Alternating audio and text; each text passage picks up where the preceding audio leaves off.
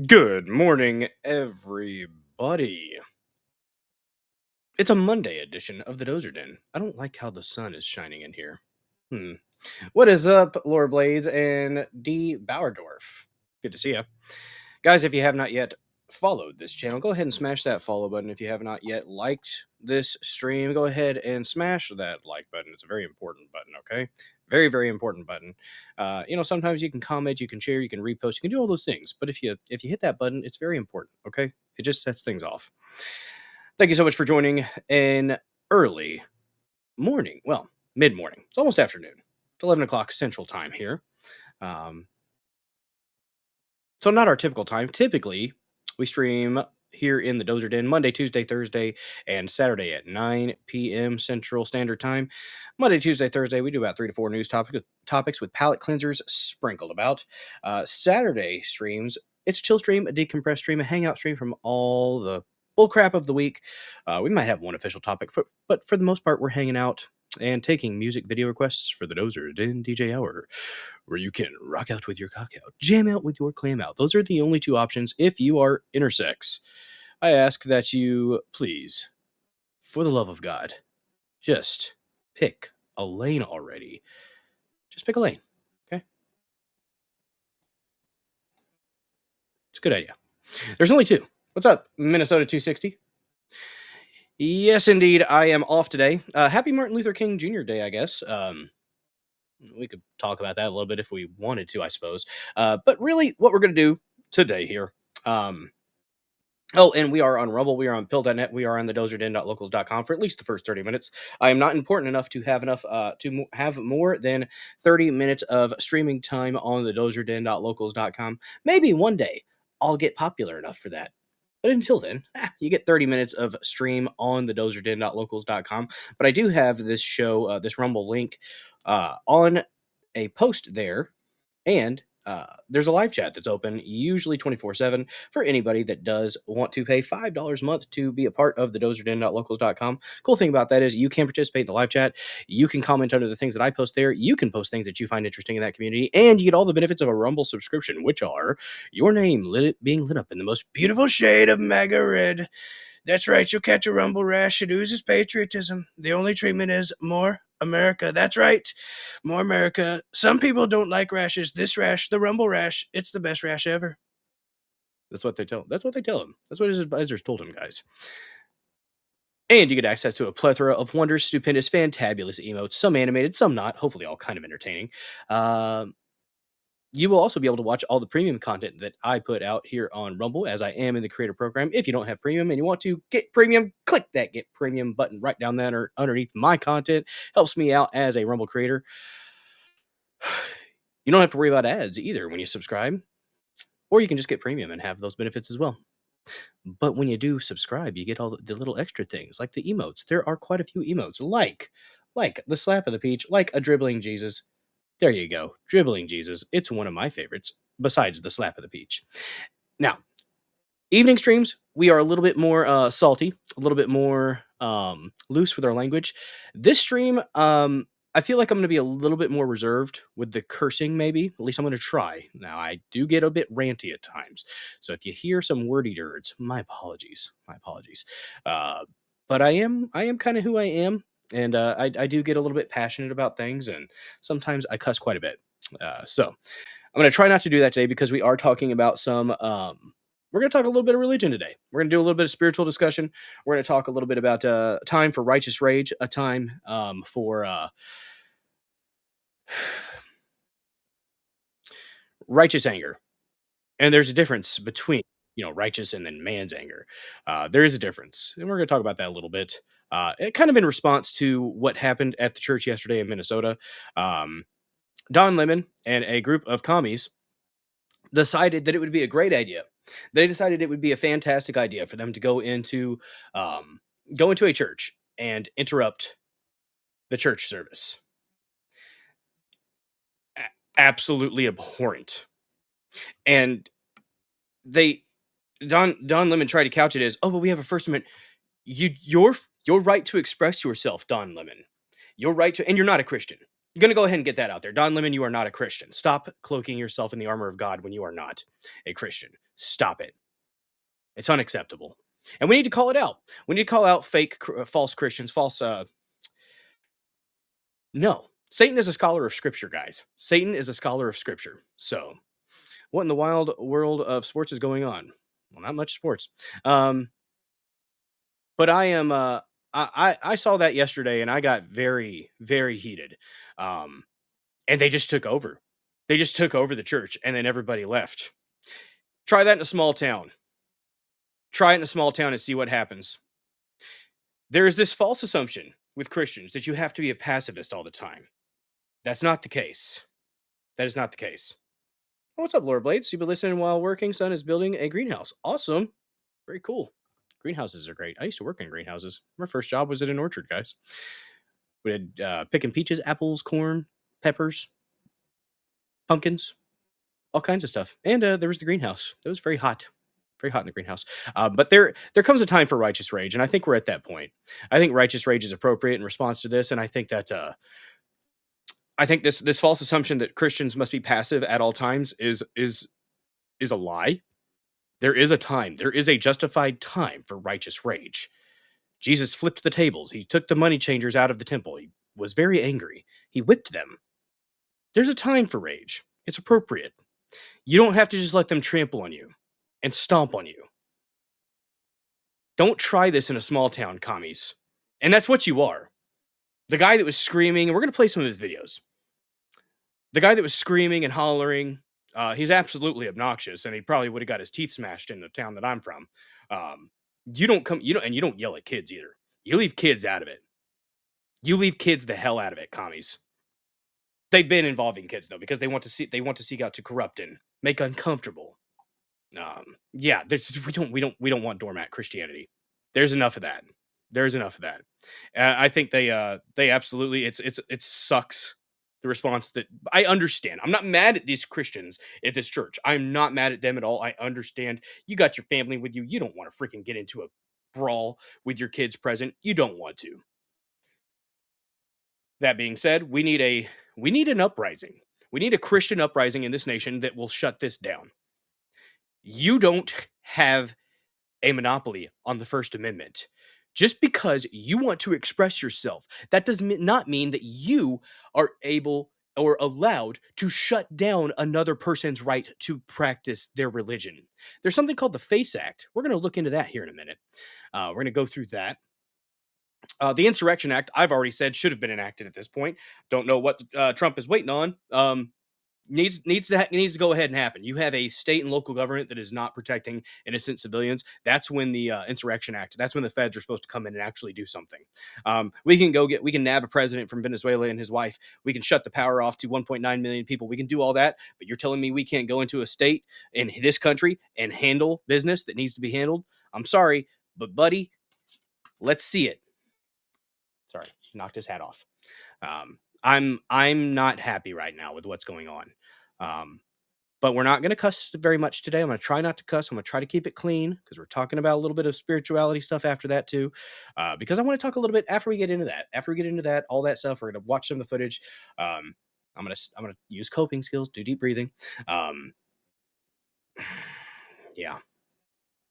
And we're going to talk about the story of Jacob and Esau a little bit, the reconciliation. And I kind of want to get into it's very limited in how it talks about him wrestling with God or wrestling with an angel or wrestling with a man. And there's debate kind of between scholars, scriptural scholars, excuse me, on who exactly he was wrestling. There is a theory that he was wrestling Christ pre-incarnate. I think is how you would phrase that. Christ before he came down and became man, because the Son of God was present before.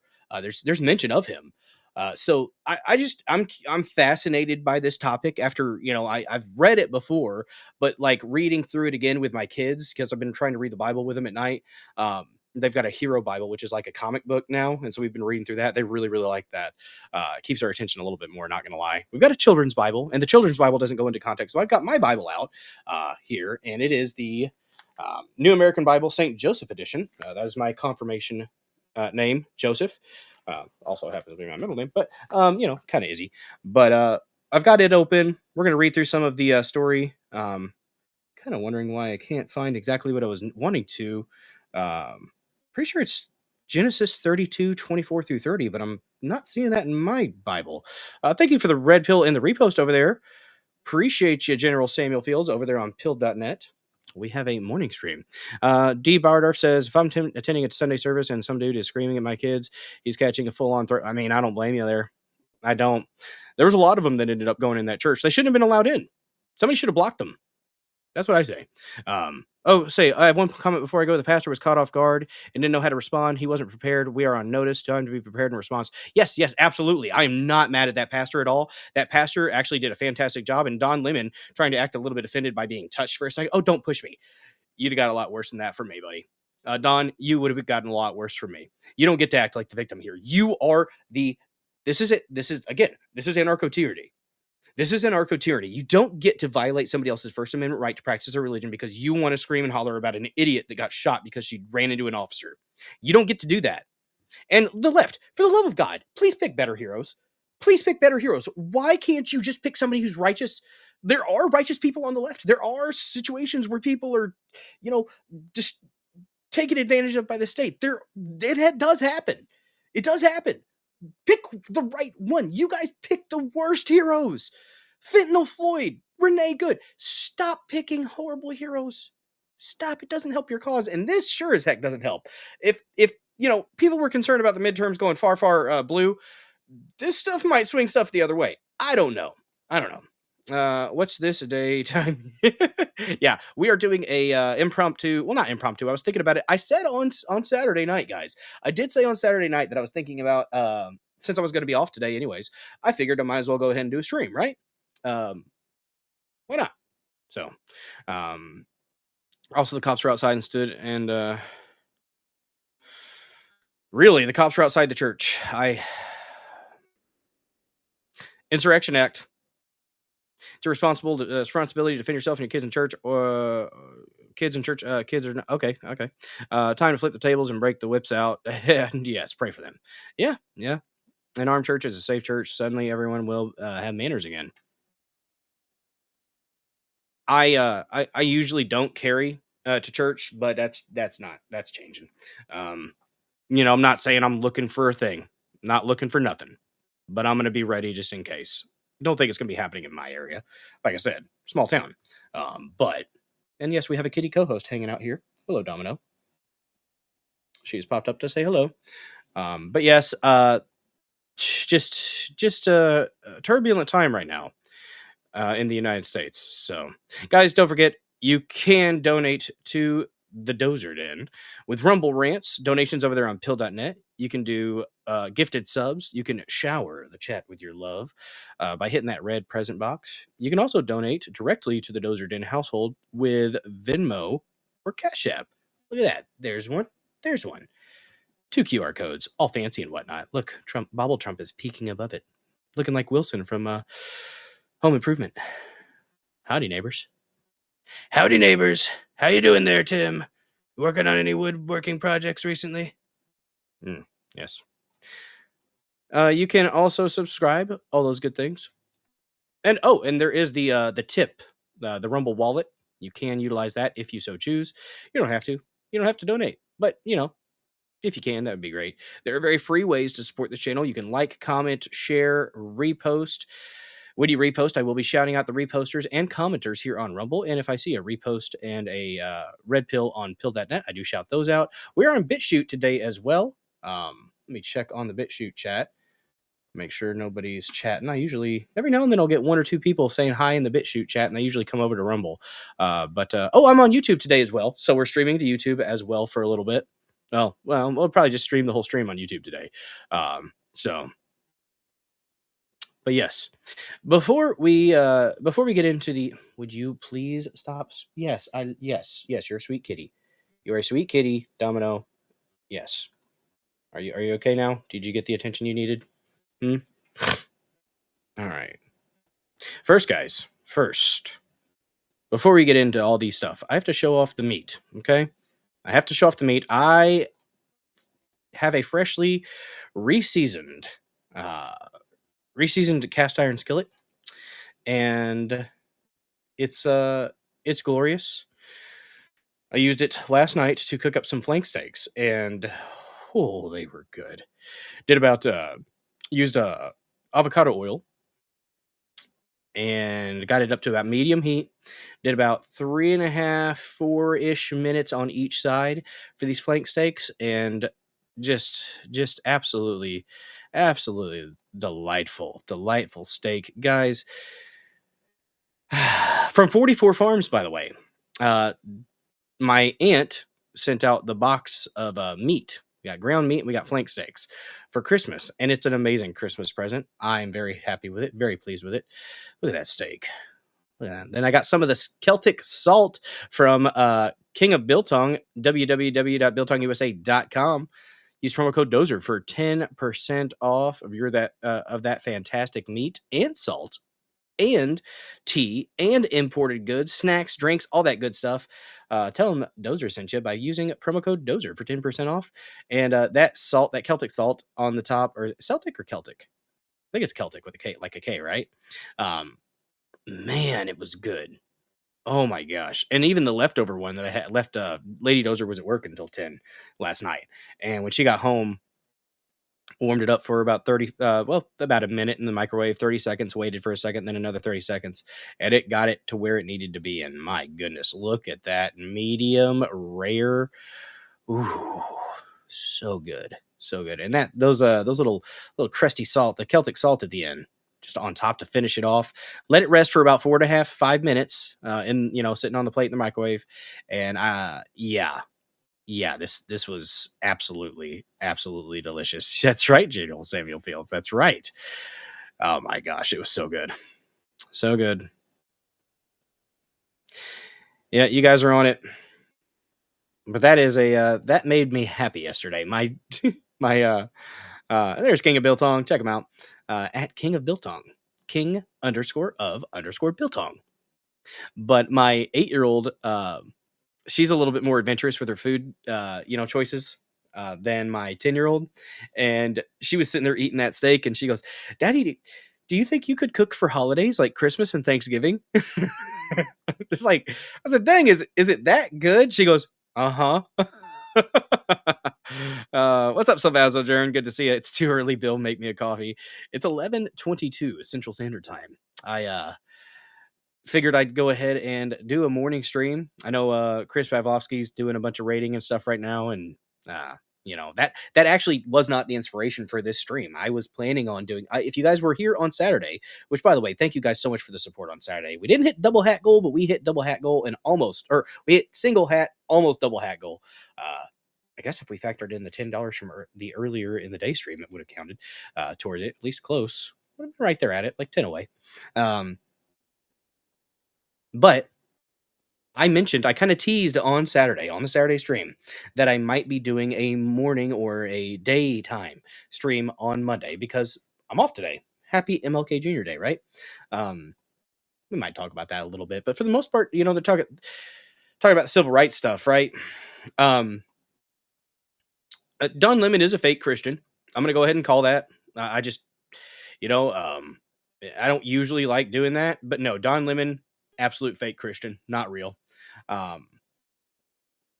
And I'm tired.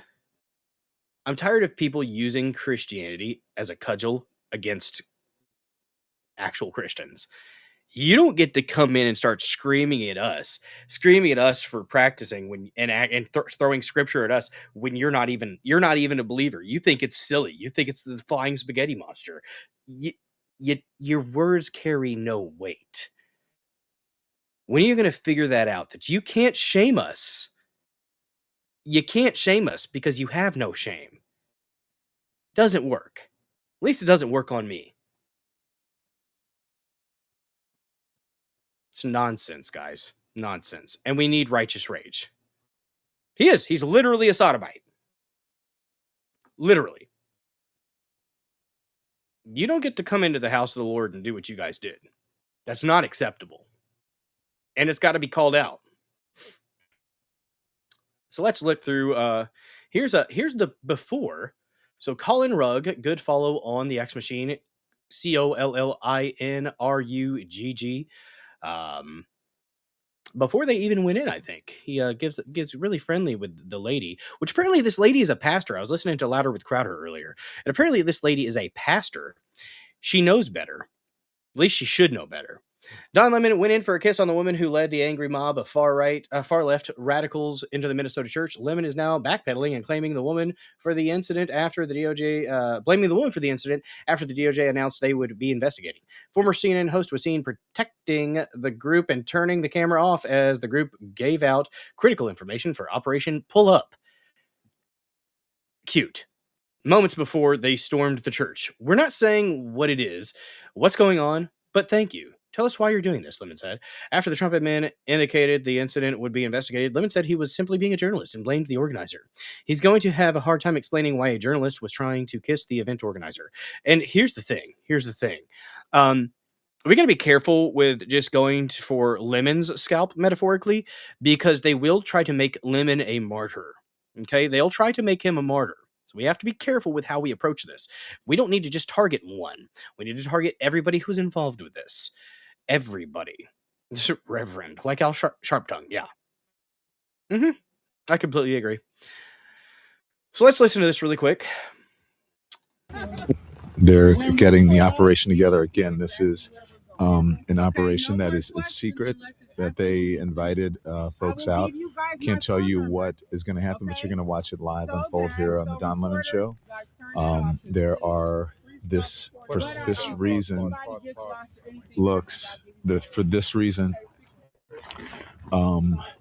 it may look like MAGA coded, but there's a reason they have so many white people here. I'm just going to be honest. It's because of the operation that they're doing today. Literally all they have is race. MAGA coded because white people are there? What's wrong with you? These people need Jesus. They do need Jesus, and I'll pray for them, but I'm mad at them. It's important to have allies, as I said, white allies here. So that is what I could say. I turned our camera off of them because they're giving some critical information. Why is he doing the yellow with the black letters? It's like DG, Dollar General, guys. DL, Dollar General, Dollar Lemon. Information here, but there we go. Everybody's ready to go. Let's go. Okay. Thank you guys for allowing me to be here. Okay, Thank you guys. Okay. How are you? Good. To see you. We're on. We're not saying what it is, what's going on, but thank you. Tell us why you're doing this. So This is Nakima Levy Armstrong. She's on the show Nakima on Levy Friday. Armstrong, civil rights attorney, longtime activist here in the community. Oh, an attorney. You think she would know better, right? Jacob Castro with a slap of that peach. Every now and then you gotta slap that peach, guys. And that is one of the emotes you'll get if you subscribe to BillDozer74 here on Rumble or thedozerden.locals.com. Or if you are lucky enough to be gifted a sub by someone who wants to shower the chat with their love. Yeah, it's Dollar General, Dollar Lemon, Don Lemon. It looks just like, right? It's the same logo. It's the same logo. Let me look it up real quick.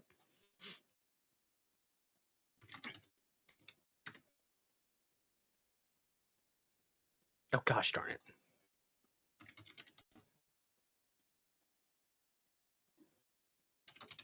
Come on, Brave.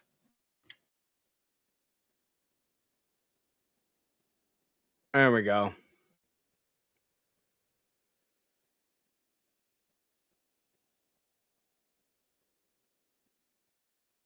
Close enough. Give me a second here.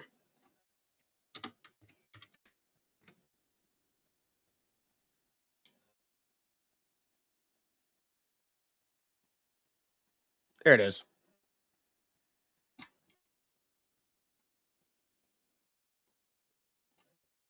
Look at that. Look at that. Yes, there's multiple DG logos, but look at the DG. Look at the DG.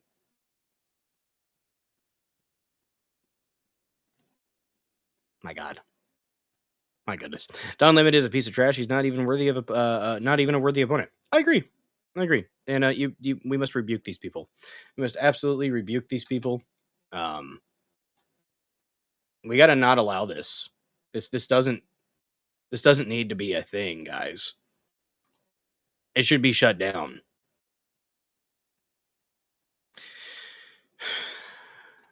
Frosty getting smoky over there, General Samuel Fields. You have to have morals to feel shame. Yeah, that's the thing. I don't think they do.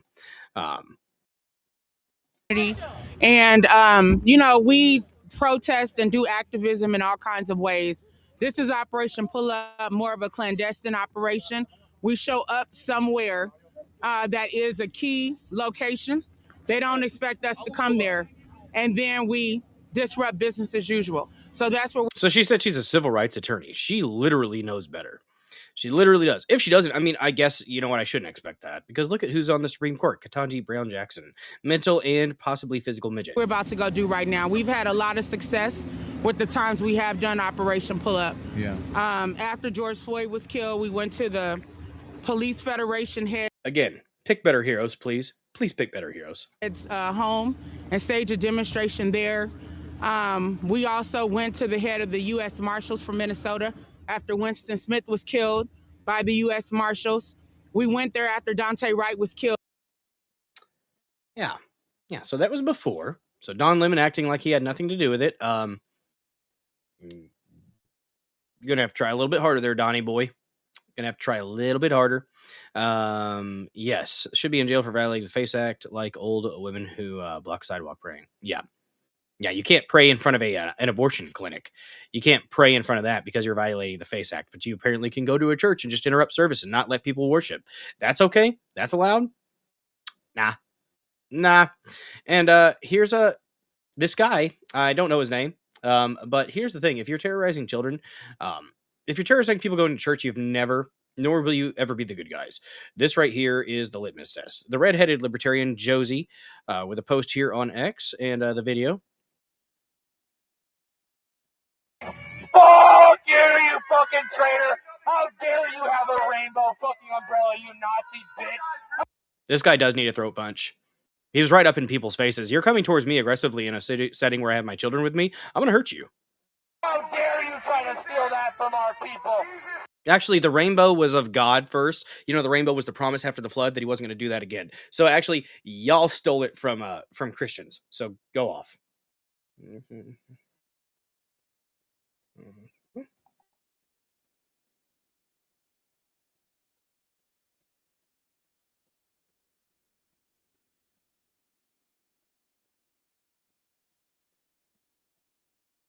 Just a second. I didn't know that. Apparently, so Lady Dozer's going to pick up my 10-year-old from Nana's. She was expecting her to be alone and have some alone time with Lady Dozer, and I did not know that. So, darn, I kind of feel bad now. But anyways. Fuck you Nazi traitor!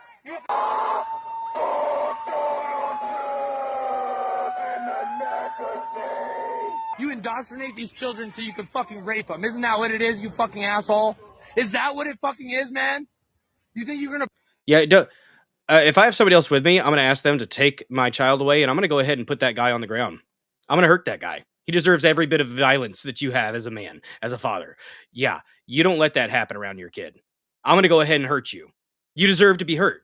You deserve to have your fucking teeth smashed down your throat. Sorry. You deserve to have your teeth smashed down your throat. Bring your kids here and we're gonna spare you while you fucking support the bombing of children in Gaza, you fucking... Look at these fucking Nazi little bitches. Goddamn. Be smarter than your parents. Your parents are fucking Nazis. What's up, Sheriff Hector on Pill.net?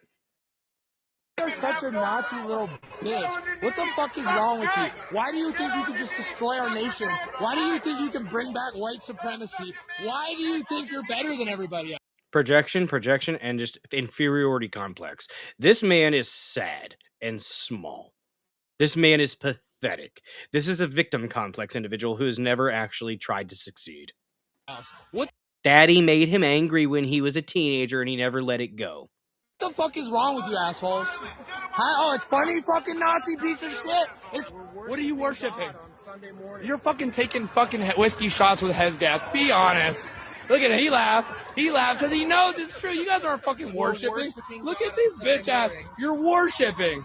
Look at this fucking little bitch ass little American pin.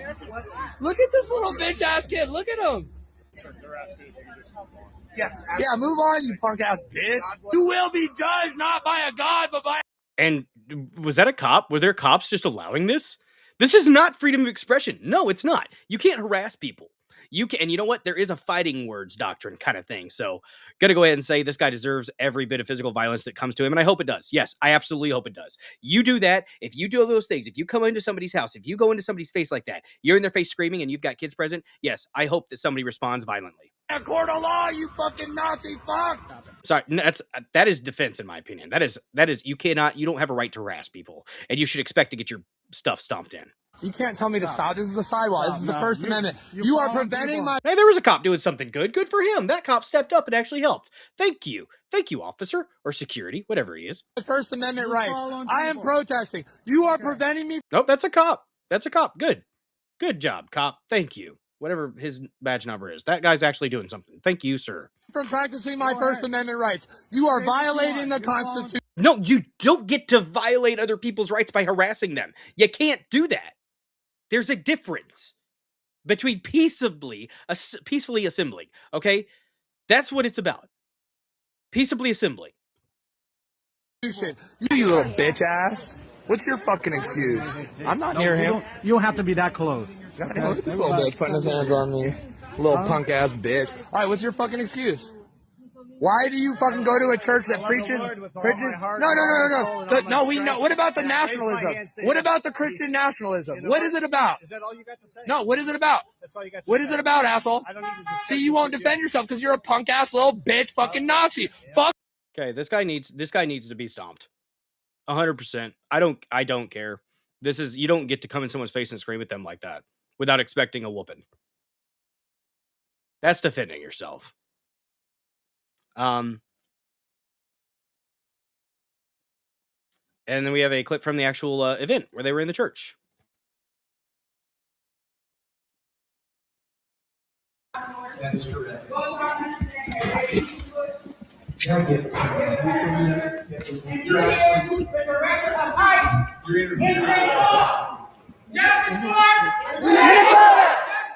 Renee Good! Renee Good! Renee Good!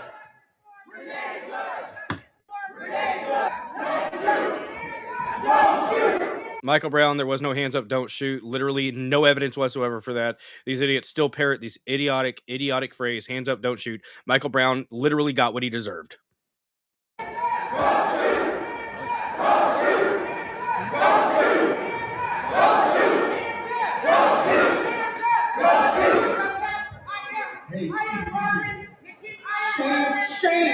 Where are you? Where are you? Where are you? Where are your people? Why are you not at Whipple every day fighting for the humanity, standing for our people? Where are you? You drink your coffee. You got your jewelry. Oh my gosh, somebody drank coffee. Goodness. Somebody put a suit on and looked nice for church. Oh my, is that allowed? Apparently not for the commies. Your nice clothes, but what do you do? What do you do to stand for your Somali and Latino communities? Not my community. Didn't want them here. They shouldn't have been brought in. That'd have been my response. Go screw yourself, bud. You have no comment. Exactly. Renee Good. Renee Good.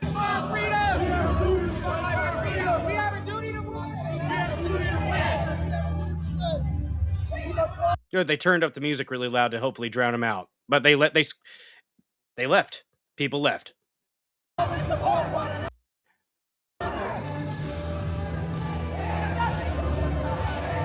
Don't do this in a small town. You will be hurt. All these comfortable white people. Oh my, you're white too. Stop hating yourself, boy. Who are living lavish, comfortable lives while children are dragged into concentration camps. You're living real life, nice lives with your lattes, doing absolutely nothing for your Latino and Somali brothers and sisters. You come here to a man wearing a suit. Oh my, a suit. Oh goodness. Oh goodness gracious. The preacher? Did Jesus wear a suit? I think it kind of says, come as you are. You could come in tattered rags, or you could come in a suit. Did Jesus profit off the word? And again, Satanists, those of Satan, are not going to be able to shame Christians. You don't get that off that. You can't do that. No, Jesus would die with immigrants. Do not touch me. Touch me again and see what happens. Oh yeah, go ahead and see what happens. You're the one violating. You, oh boy, try it. Hey, you can't. You are a fake Christian. Why are you not standing with your Somali and Latino communities? Why do I not see you out at Whipple every day protesting this attack on humanity? Where This guy's on meth. I think this individual is probably high on methamphetamines. are you?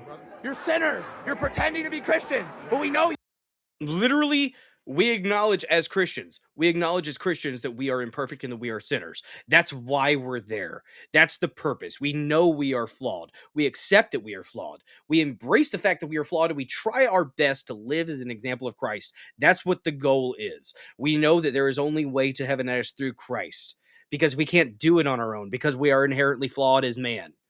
That's the point. So when they say, oh, you're sinners. Yes, exactly. That's why we're here. For salvation, because we are sinful. We are sinners.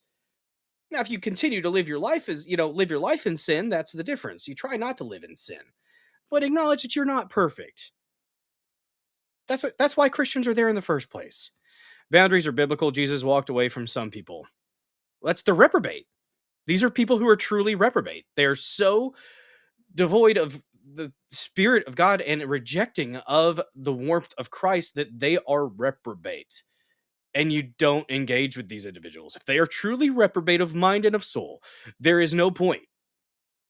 There's no point because it's not going to change. They're not going to be open to it. They're not. They are closed off from God at that point. If somebody is so severely closed off from God at that point, you pray for them. You hope that they eventually come around to it. But really, there's no point in you engaging with them at that point. That's just how it is. And these people, this individual, there's no point. He's there for a fight. He's there to stir. There is nothing good coming from this. What's up, Chops ITMC over there on Pilled? Good to see you. Oh, well, good there. We have a clip of them outside the church. Don Lemon talking about how it's good to traumatize children. No, Don, you're wrong. This is not okay. This has to stop. Here, look, hugging his kid. And, I imagine it's uncomfortable and traumatic for Kids are crying. You make my kid cry, I'm hurting you.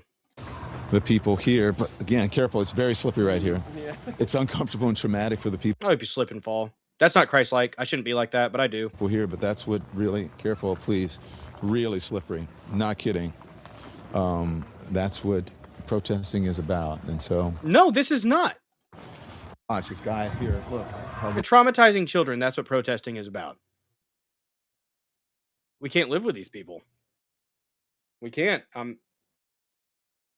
There's a line, and they've crossed it. And we need to have the Insurrection Act. Let me see. Let's look up the FACE Act, the actual verbiage of it. Freedom of access. Oh, clinical entrances. Oh, what is that about?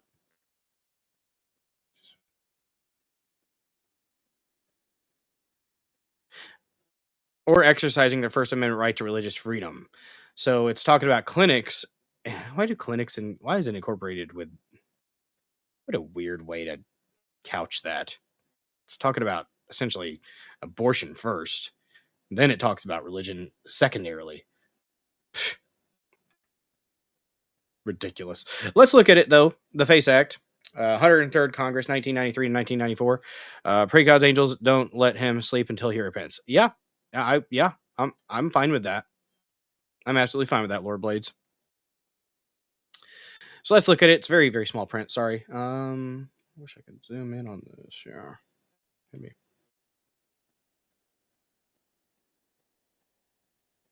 Oh, well. So, shown here, a conference report filed in House May 2nd, 1994. Freedom of Access to Clinical Entrances Act of 1994 amends the Federal Criminal Code to prohibit intentionally injuring, intimidating, interfering with, or attempting to injure, intimidate, or interfere any person by force, threat of force, or physical obstruction because that person is or has been or in order to intimidate such person or any other person or any class of persons from obtaining or providing reproductive health services, intentionally injuring, intimidating, or interfering with, or attempting to injure, intimidate, or interfere, or any person by force, threat of force, or physical obstruction, exercising or seeking to exercise the First Amendment right of religious freedom at a place of religious worship. So why are these two things together? Why is reproductive rights and religion together? Like, I know the Church of Satan has said that abortion is one of their sacraments. So is that what this is about? Is that why these are in the same thing? I don't understand why these are in the same act. This is weird. Um, so that's the second part. The second part, which it's crazy that that's the second part. Why is that the second part? Was that like they were like, hey, let's go ahead and sling some religion onto this abortion thing? Like, is that what this was?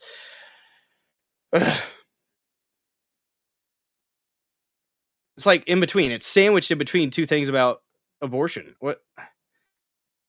Goodness gracious. So intentionally injuring, intimidating, or interfering with, or attempting to injure, intimidate, or interfere any person by force, threat of force, or physical obstruction, exercising or seeking to exercise the First Amendment right of religious freedom at a place of religious worship. That's the main thing. The second part of the FACE Act. It is in there.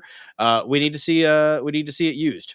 Use it. Harmeet Dillon apparently said they are talking about it, investigating. Let's see if actually something actually happens. So, I want people held accountable for this. This has to be addressed. This has to be dealt with. We need somebody to do something about this, because if this continues, if this is allowed to continue, then this administration is first just spineless. Sorry. The Insurrection Act should have been employed, last week, but we're still seeing this. We're still seeing this. And I hate it. I don't like where this country's at right now. I don't like that there are people that think this is okay. I don't like that there are people that think that they can just first of all, if you get your news from TikTok from some random person just saying things without any evidence to back it up, no articles, no police reports. You're saying that a police report says that the federal officer that was suffered internal bleeding. Oh, he didn't go to a hospital, is what this one guy said. He went to a federal facility. How do you know that the federal facility didn't have medical in there? Even if he did. And you're just going to say these things without actually providing the text of the police report. And if you're believing these things that are on TikTok, if TikTok is your main news source with just someone spouting nonsense at you without actually looking into it, good job being foolish. Do a little bit more in-depth research and information seeking about these things before you start posting them. I mean, I'm unfollowing people that are doing stuff like that. I don't need it. I don't need it. If this was a mosque or a synagogue, there'd already be federal forces there. Yeah, because Christians aren't protected as much. Christians are just left out to be victims, and there's a lot of victimization of Christians in this world. It's very bad in some places, but it's partially because we allow it. We need a little bit of Deus Vult energy. We do. Deus Vult needs to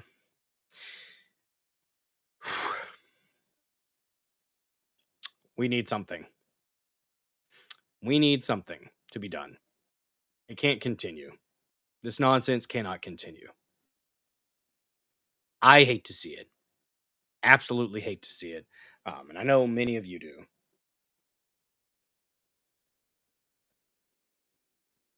I don't know where we go, honestly. I don't know where we go from here. Because this has been allowed for far too long. These children have been allowed to throw temper tantrums ad infinitum. And they are propped up. They're given excuse after excuse after excuse. No more excuses for these people. No more. I don't care what your cause is. You don't get to do this to people. You don't get to violate other people's rights because you want to be annoying. You don't get to do this. Until we see something change, this right here,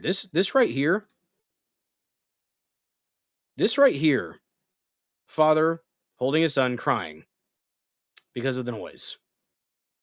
She's angry.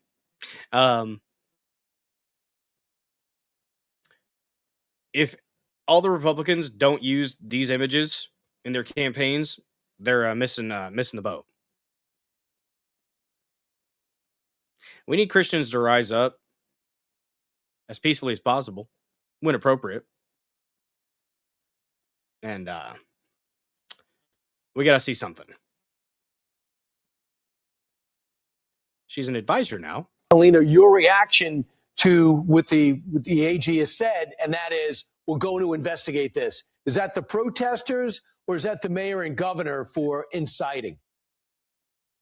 That's everybody. That's everybody. The FACE Act is a longstanding federal statute that prohibits force, threats, obstruction, any kind of interference with a religious place of worship. And it carries criminal penalties and violations. And what the Attorney General is saying is the truth. She will come down hard. The Department of Justice will come down hard. Our Civil Rights Division will come down hard on anybody who tries to impede or intimidate somebody in a place of worship, or a police officer or an ICE officer. It's just not going to. This sounds good. This sounds good. This makes you feel, oh yeah, this raw red meat, good stuff. If we don't have action, then it's feckless and it means nothing. I appreciate the bravado. I do. But let's see action. That's what we're lacking from this administration so far, is action. Going to happen in this administration, and Pam is making that very clear. So the mayor comes out and says they're just speaking up peacefully.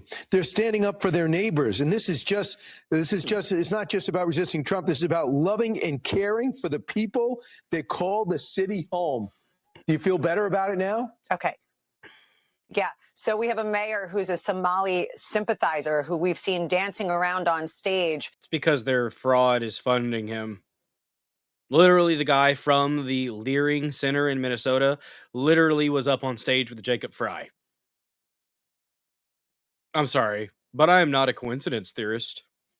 With their flag instead of an American flag. And I'm supposed to sit here. Exactly. And I'm supposed to sit here and believe that that is not creating more hostility, where we have I just spoke with Brian, 200 agents the other night that are leaving their families, going there to keep the peace, to get criminals off the streets, to get people that don't belong here out so that we are a safer country. And they don't even know what they're standing for. And let me also tell you something. The Department of Justice will look into. You should be, if you're out there, you should be absolutely ready to defend yourself. Nobody gets to physically assault you like that. The individual was just doing to the fellow that had the American flag, America themed hoodie. You don't get to do that to people without expecting a severe consequence. You don't get to touch people. That is a reasonable threat of bodily harm or injury, possibly death. From that, I would absolutely respond in kind. Whomever is funding this, it's no different than a RICO action. If you are funding mass protests, if you are having protests that are not righteous protests, mag dump, put in the next one, and then after that, use your fists and elbows. When you're in a situation like that, you can defend yourself. That's reasonable fear. There are First Amendment rights. I'm not saying you go looking for nothing, but self-defense is absolutely appropriate. That we respect, but that are putting people in risk, not allowing people to go to church. This Department of Justice. Oh wait, we want wait. We want to talk about what the government did during COVID. We want to talk about that. They were violating the FACE Act themselves, literally ratting people out, and the evil individuals. They're ratting out your fellow Christians for congregating and having a mass or having a service during the COVID craziness. Shame on you. There's a special spot for you. Unless you repent. If you repent, there's God is open is a very forgiving deity. Justice will come down. Literally the point of it. It's after the Christ is born. That's part of it. That's the New Testament. On you. Went from a wrathful to a more chill God.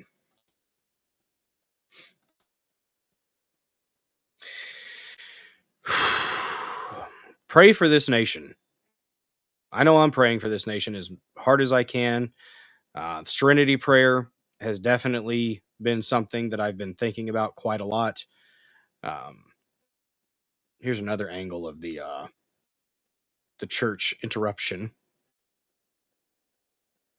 Trump should have arrested everyone on Inauguration Day.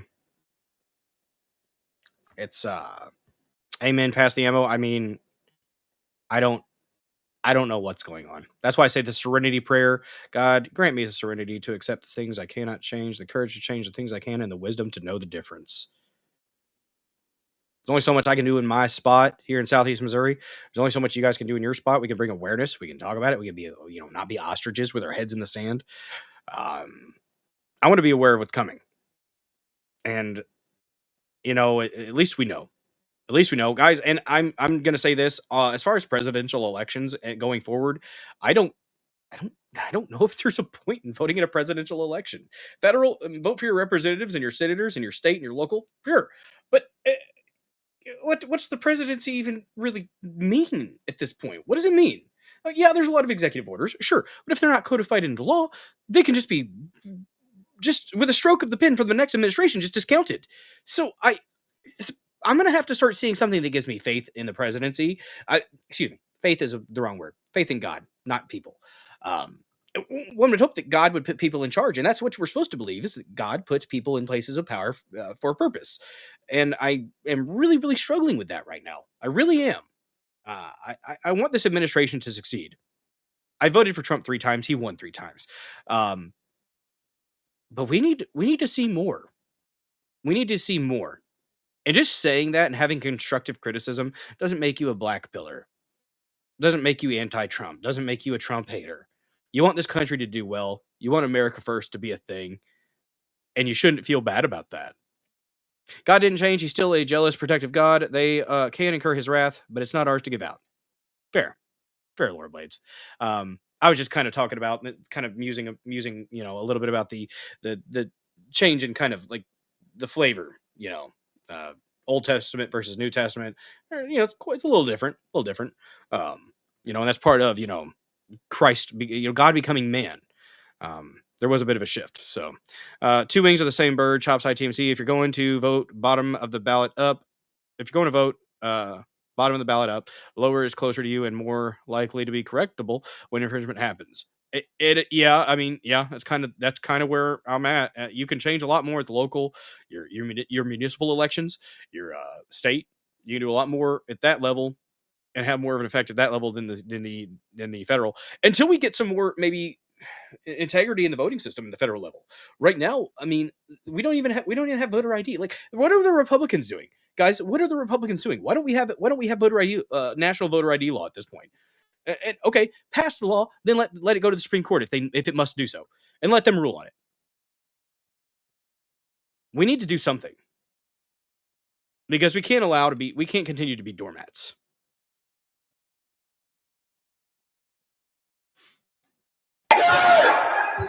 Renee good! Renee good! Renee good! Renee good!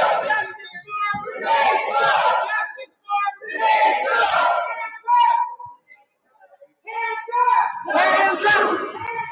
Don't shoot! Don't shoot! Don't shoot! Don't shoot!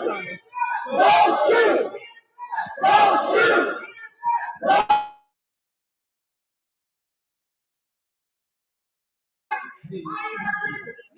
That's Victorious.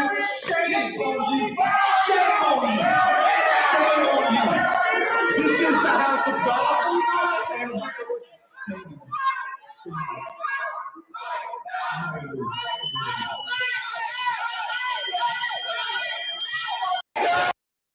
Shouldn't be happening. It shouldn't be happening in this country, guys. But pants up, don't loot. Yeah. Oh man. We got to see a change. We got to see a change if this continues. Oh man, where did it go? Why did you just disappear? That was a good interaction. So Don Lemon was talking to an elderly fellow and demonstrates. Yes, here it is, right here. Good. I'm glad. Another one from Colin Rugg, guys. By the way, don't forget to repost this stream. Share the stream out with your loved ones, friends, family, ex-girlfriends, boyfriends, Zers, and friends. I'm not judging. Just keep it consensual between adults and preferably behind closed doors. We won't have a problem then. Don't forget to follow this show. Don't forget to like the stream. All those good things. Commenting in the comment section is caring. Here's an interaction between an older feller, and God bless the older man for trying. He tried. Don Lemon loses it after a much smarter man shuts down his gaslighting attempts at the Minnesota church that was stormed by far-left agitators. Lemon was seen harassing the man and following him around as he tried to leave. They've emptied a house of worship. Everybody has gone home. Their point has been proven worthless. And so in the end, I think they lose, the man said. And this is absolutely true. They're losing. But more importantly, if I were to break into one of their houses uninvited, cause derision and upset according to their values, I'd be kicked out. You'd be attacked. You'd be assaulted. You probably would be killed. This guy, God bless him for trying. Don Lemon, disgusting human being. These people have come into our house and they've interrupted our worship. This is a house of peace, and we try to proclaim that. And this stirs division and rancor. And in the end, it's not helpful. Ultimately, I believe they've lost. They've emptied a house of worship. Everybody's gone home. Their point has been proven worthless. And so, in the end, I think they lose. But more importantly, if I was to break into any of their houses uninvited, cause derision and upset according to their values, I would be kicked out ultimately. It's not a good way. I feel violated. I feel interrupted. I feel angry. May I ask you something? When you were saying if you had showed up at their house, they're saying that people are showing up at houses where they're citizens or without due process and breaking and entering the house. One that we saw, I've been watching from New York, with a battering ram into someone's private property, and there's no recourse. There's no, you understand what I'm saying? This is all part of a much larger dialogue, in my opinion. You know, on one side, are people. You're not the honorable ones here, ma'am. You don't get to walk out with your fist held high like you're the one that's honorable. You're not. You're disgusting, in my opinion. And I'm just tired of seeing this. I'm tired of seeing this stuff, and I'm tired of seeing Christians just be doormats. There is a time for righteous rage, which we're going to get into here in a second. I'm going to read through some of the scripture. A previous administration bring 12 million people in over the course of 4 years. Which people? Power to what people? The people that you choose? Many of them undocumented, many of them criminals, etc. This is another administration's shrieking white women. Corrective. Now, whether you agree with the policies or procedures, I think I could actually be sympathetic to some of the things where there have been. This dude is just a good guy. And he's actually giving a little bit of nuance here. He's like, even with some, you may disagree with some of the way, and he goes, and I might even empathize with that. This guy's actually a fairly nuanced individual. God bless him. Challenges to action and decency. At the same time, these are what are called targeted interventions by ICE to keep the American people safe. If I respectfully may interject here, I've been out reporting on a lot of these, and they're not targeted. There are no warrants signed by a judge, let me finish. And they're American citizens, many of them. Most of the people. Very, very limited American citizens are being rounded up. It's like 0.5%. It's very minimal. Is ICE going to be perfect? No, it's not. But they detain don't have criminal convictions or criminal records. I'm not going to get into the weeds. But you should know that, though. Don't you think that's part of it? Yes, and I could also show you many opposing sides where we're also picking up the very criminals that have put Americans in danger. Most of the time. What's up, Tenant Booth, over there on Pill.net? Good to see you. Early stream. It's noon Central Time now. 12:02 Central Standard Time. And I'm not saying it's pretty. I'm not saying it's not messy. I'm not saying it couldn't be better. I'm saying this is a part of a much larger dialogue in which one administration caused a great deal of chaos and havoc and danger for American citizens, and another is trying to correct that. Do you believe that? Why honestly? Yes. That's the truth. That's the fact. That is objectively accurate. Yes, that is not a matter of belief, Donnie boy. That is the truth. Okay. Let me talk to you just on the facts. Yes, I am. I want to give you the facts. No. Did you know that undocumented people and immigrants commit far less crime than American citizens? We're done here. We're done. I absolutely hate it when they say that. Here's the thing about that. The numbers, there's lies, damn lies, and statistics, right, guys? And also, you have to take into account that they're not going to report a lot of the crime that happens in those communities, because when they report the crime, guess what? Someone's going to do some digging and figure out that there's some illegals there, and then they're going to be deported. So there's a lot of crime that goes unreported. So the statistics are flawed. There's error in those statistics. Than natural born Americans. You won't listen. If you could ask, I'm giving you the facts. Give me facts. I would have a conversation. But I can respond to you. No, did Jesus stand with the oppressed? Because he doesn't want to listen to facts. Screw this guy. Absolutely deplorable human being. That's the interesting thing about this, is that they won't listen to facts. No. You won't, because when you pose as a journalist, I am a journalist. No, you're not, Donnie boy. You're not a journalist, buddy. Yeah, Obama and Biden caused this mess. Not arrested, above the law like the Clintons. they're going to hold him in contempt. Are they going to put him in jail like they did Bannon and Navarro? Are they going to do that? No, they're not. Because our side's useless. Your chihuahuas with your geriatric chihuahuas with your teeth falling out and your tongue flopping out to the side. That's what the GOP, the establishment GOP, is. We're gonna have to see some changes. Journalists give and then you start correcting me with facts and don't have. You shouldn't hear the facts. Of course, I most should of the hear people facts. who are picked up but are will you not. Give me the facts on both sides. That is the facts on both sides. Most of the people who are picked up and are detained are not convicted. They have no criminal convictions. They have no criminal record. None. Being here illegally is criminal. It's a crime. Don't come here illegally. Like, even most of them are criminals. Most of them are offenders of some sort. Immigrants commit far less crime than native-born Americans. So they won't listen to the facts. Anyways, these folks are still out here. I'm trying not to hate. I'm really trying not to hate, guys. It's hard. It's hard in these instances not to hate.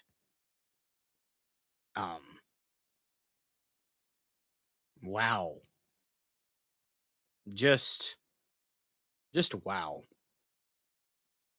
Something's got to be done.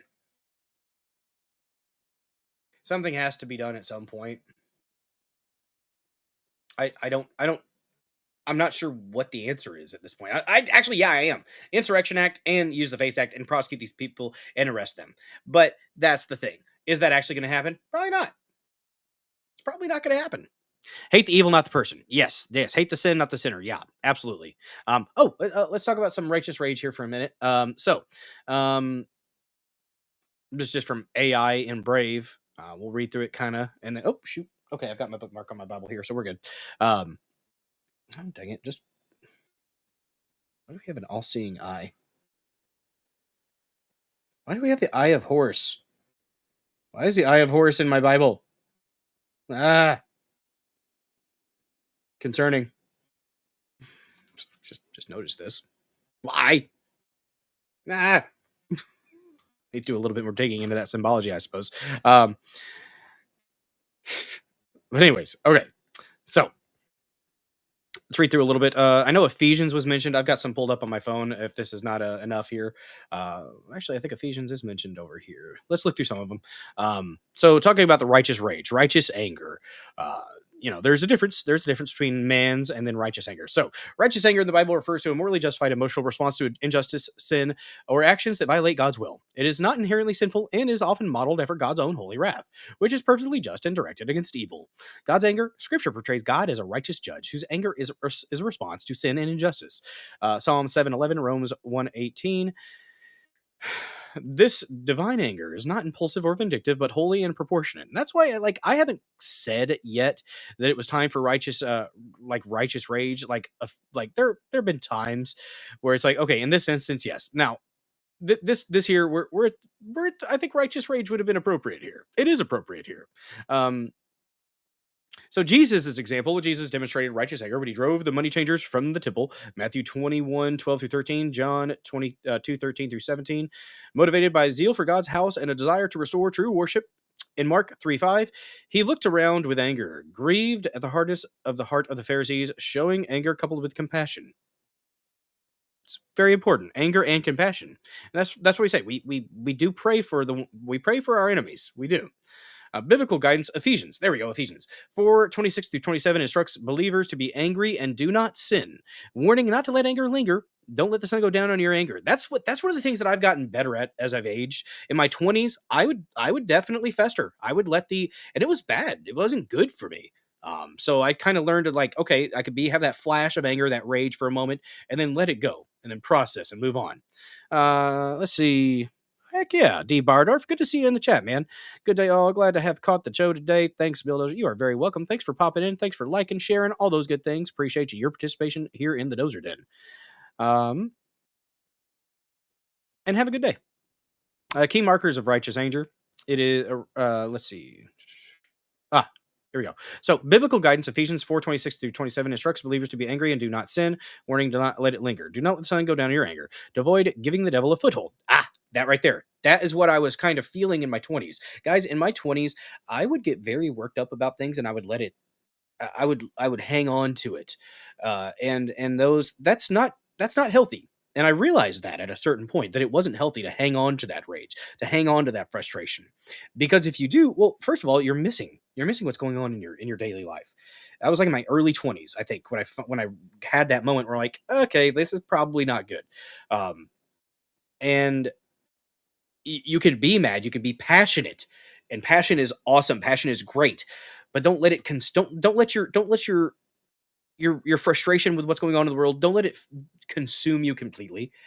You can let it motivate you for sure, but don't let it consume you completely, because that's probably not the best thing for your soul.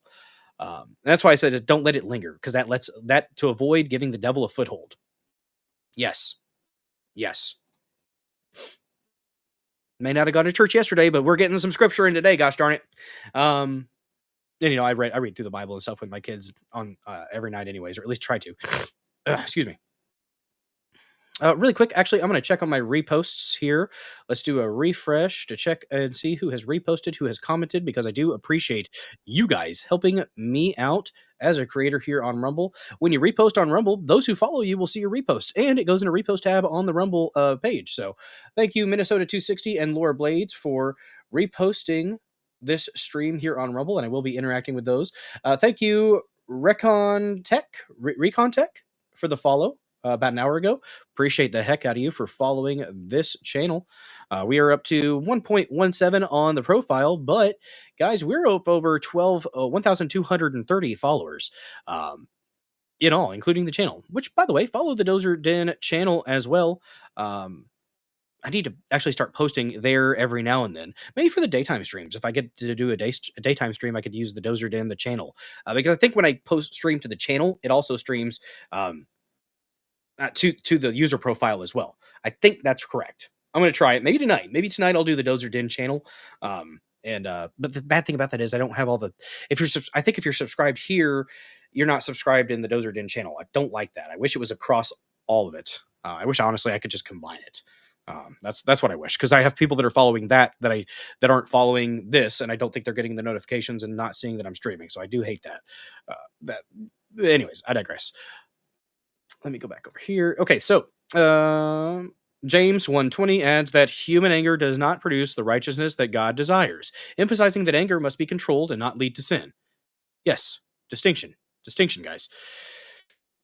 Key markers of righteous anger: it is God-oriented, not self-centered. So not about you. It's not about you with righteous anger. It's about God. It's about divine justice. That's what it should be about.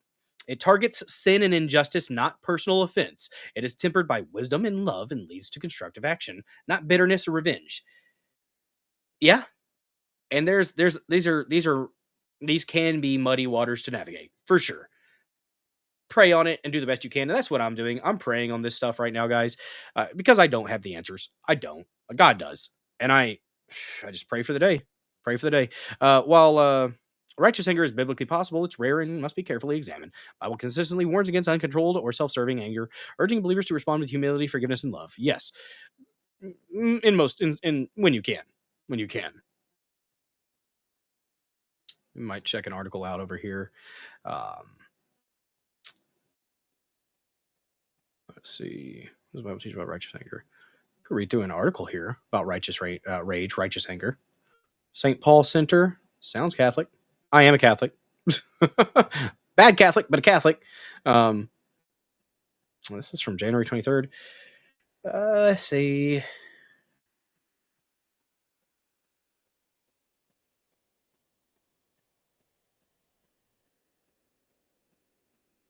Hmm.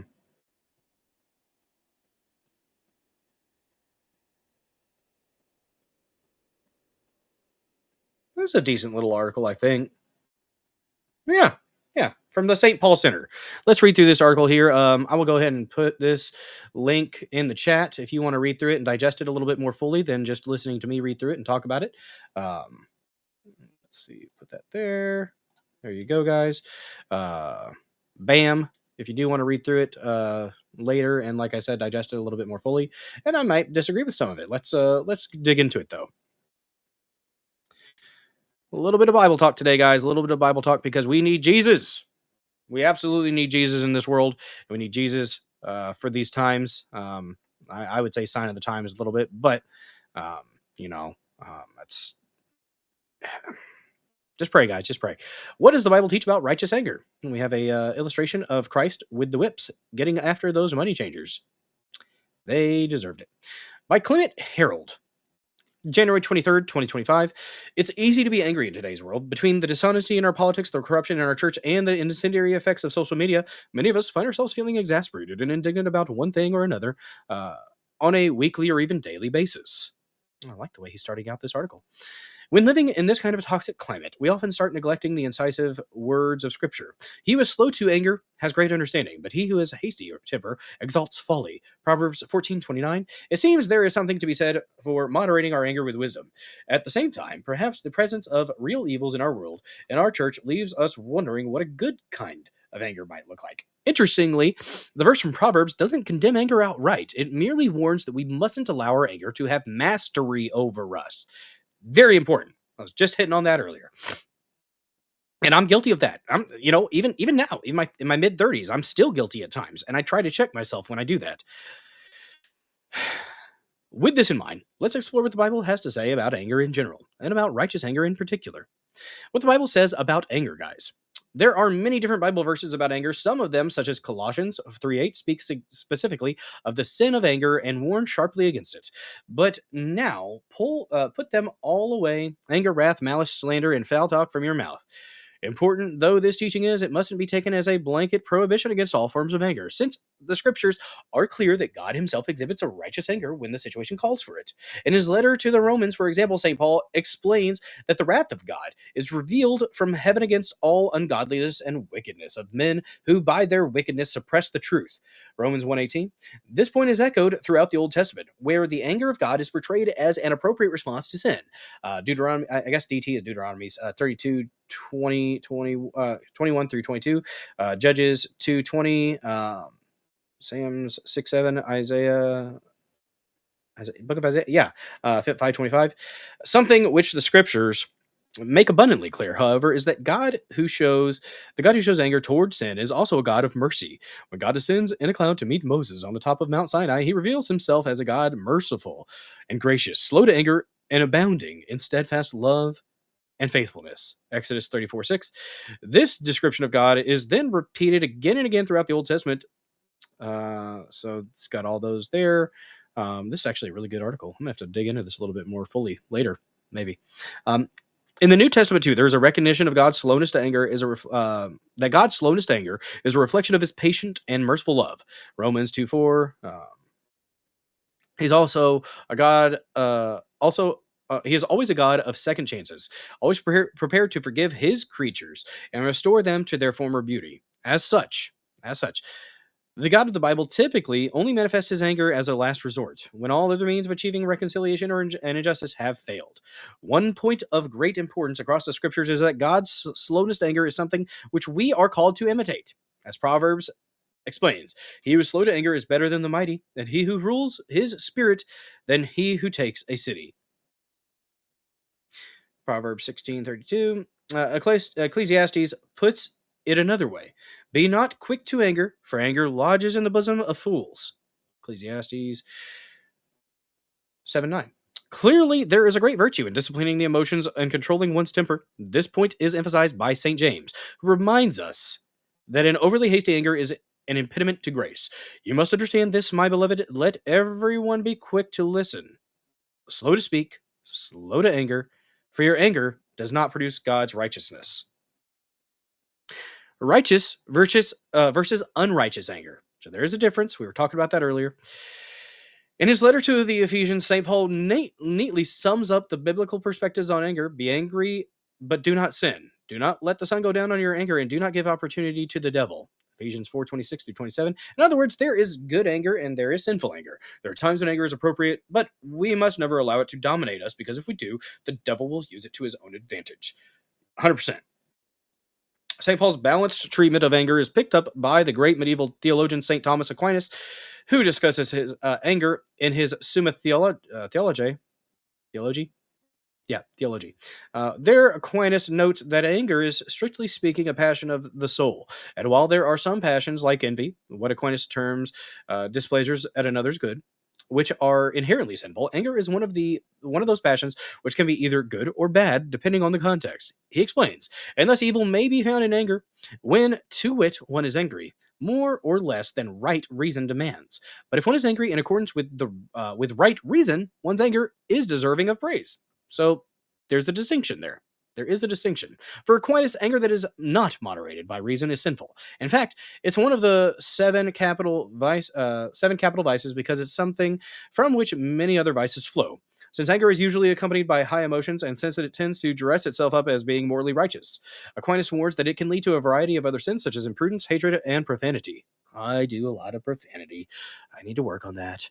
At the same time, Aquinas is firmly of the view that there is such a thing as righteous anger, which is deserving of praise. This occurs in response to evil, when a passionate yet controlled expression of anger is not only permissible but obligatory. Indeed, for Aquinas, there are times when failure to be angry can itself be a sin, since in the face of injustice, the lack of anger is a sign that the judgment of reason is lacking. He is careful to note, however, that even righteous anger should not be immoderately fierce, neither internally nor externally. We're getting into a little bit of the anger of Jesus. And definitely reflect within yourself on these things too, guys. Reflect within yourself. You communicate with God and pray and seek guidance. He'll provide it to you. At least I've experienced that in the past. I've had my low spots. I've had my spots where I get fired up about a lot of things, in my personal life and the world and stuff. Faith in God is where is the rock. That's the rock, guys. The anger of Jesus. As true God and true man, Jesus was no stranger to righteous anger. Although he never lost his temper in the sense of submitting to uncontrolled bursts of emotion, he did experience anger as a healthy passion of the soul, and he was prepared to express it when the situation called for it. A famous example of this comes from his cleansing of the temple, when his zeal for God's house led him to make a whip, turn over the tables, and drive out the merchants and their livestock. Is that John? 2:13 through 25? JN, I think it's John. Another allusion to his righteous anger comes in Mark's gospel following one of his exchanges with the Pharisees. And he looked around at them with anger, grieved at their hardness of heart. Mark 3:5. Later on, Mark alludes to Jesus being indignant when his disciples prevented the children from approaching him. See Mark 10:14. At the tomb of Lazarus, where we are twice told that Jesus was deeply moved. Excuse me. John 11:33 and 38. The Greek word John uses here is embrimamoi? Malmoi? I don't know how to pronounce that. Embrimamai. The same word that ancient authors used to describe the rearing up of war horses before charging into battle. Jesus knew better than anyone the effects the devil has had in undermining the created order. Faced with the destruction of his father's beautiful creation and the death of his beloved friend, Jesus wasn't just sorrowful, he was furious. Amen. Pass the ammo. I found peace when people stop pissing me off. Yeah, there is that.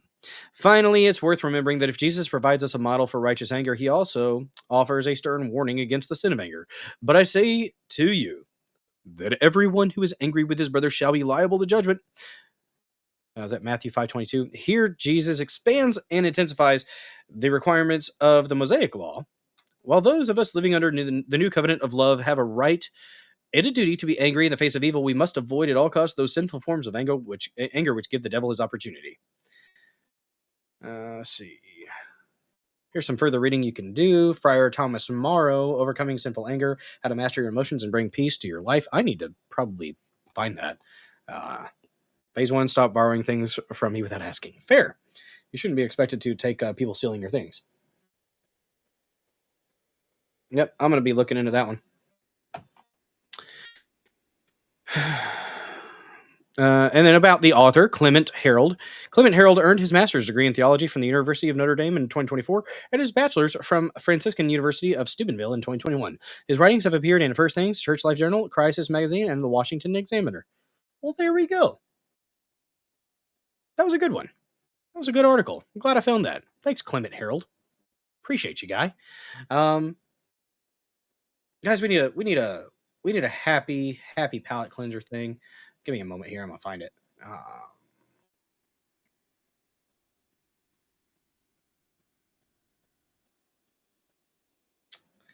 Oh goodness, my bookmarks got all messed up. Just a second. Sometimes X gets a little bit wonky with its bookmarks. I'm not sure why, but I saw Zuby actually posted this earlier today. Just saying the best side of humanity. One of my favorite videos on the internet. This one is it's impressive. It is impressive, and just God is present. God is present, guys. Don't like the name of the poster here, but the doctor did his job perfectly. The baby was almost gone, but the doctor said not today, and did what he knows best, bringing the little boy back to life. Doctors are lifesavers. They are the real heroes. A lot of the time, yes. Most of the time, I would say. Poor little guy. Let me get rid of this really quick here so you guys can see that. And I got to step away for a second. I will be right back.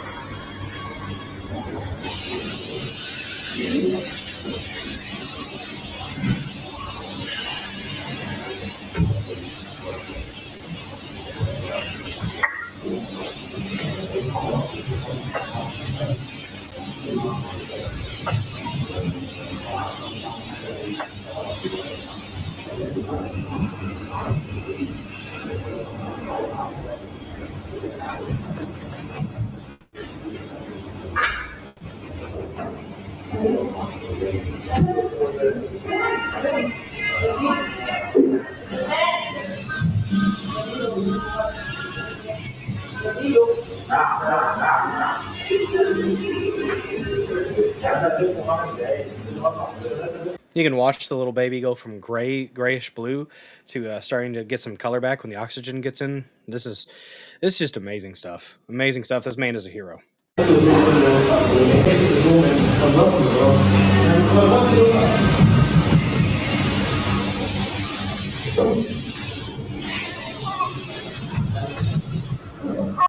Hey man, pass the ammo. You are very welcome, sir. I have struggled with anger in the past too, and still do. So, if I can help somebody else who is a raging individual as well, hopefully that helps. Yeah,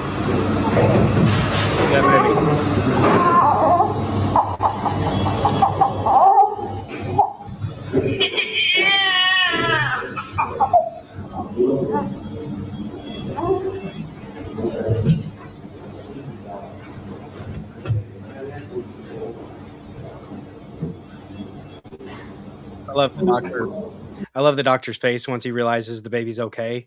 Like the relaxation and just the joy that he has. Just biblical.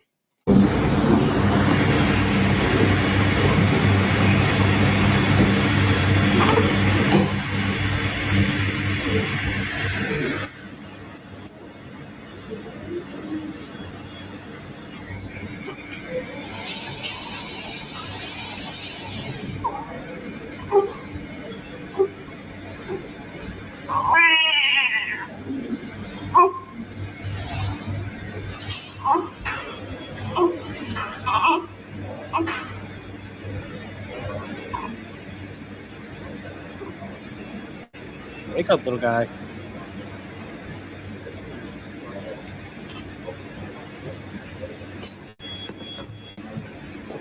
%.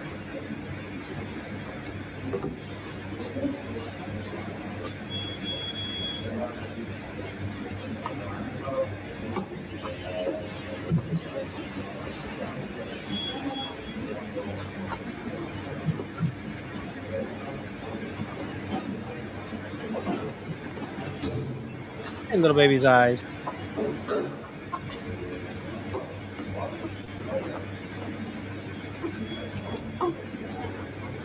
Leave me alone.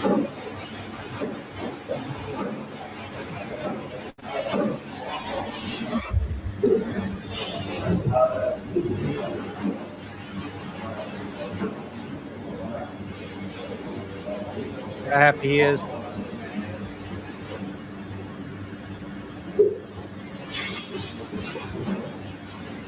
I'm scared.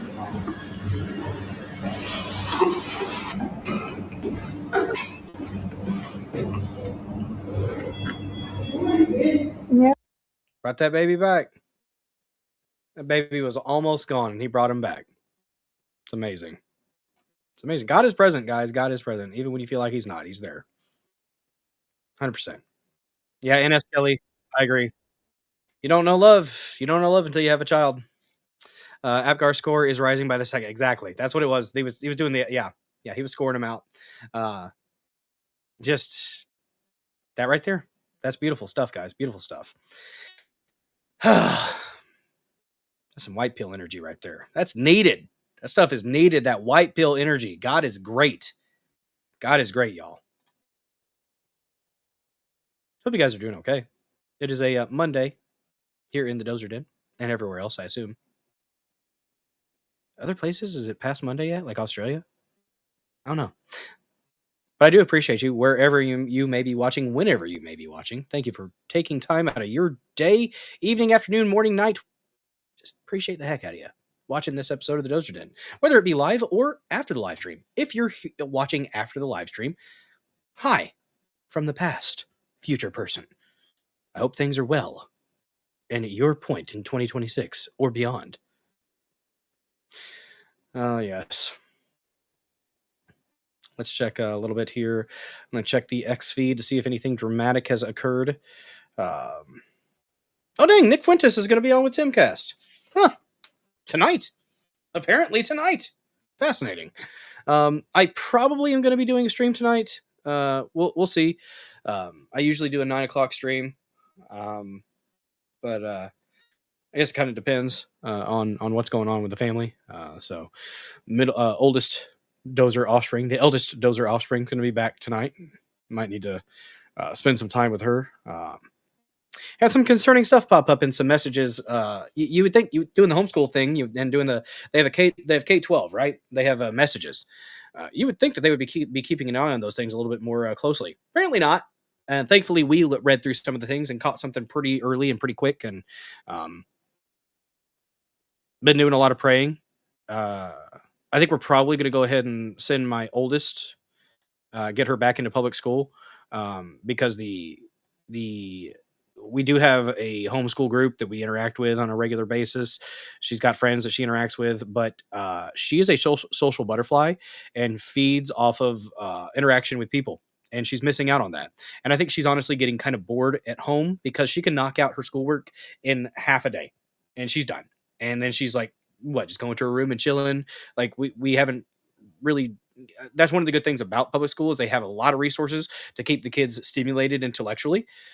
Now, are there some bad things to public school? Yeah, but we've done, a semester of homeschool, and she academically she's doing great. She's getting all A's, but socially, there's some stuff that we've been missing. So we're probably going to go ahead and send her back to public school. Middle Dozer offspring, no.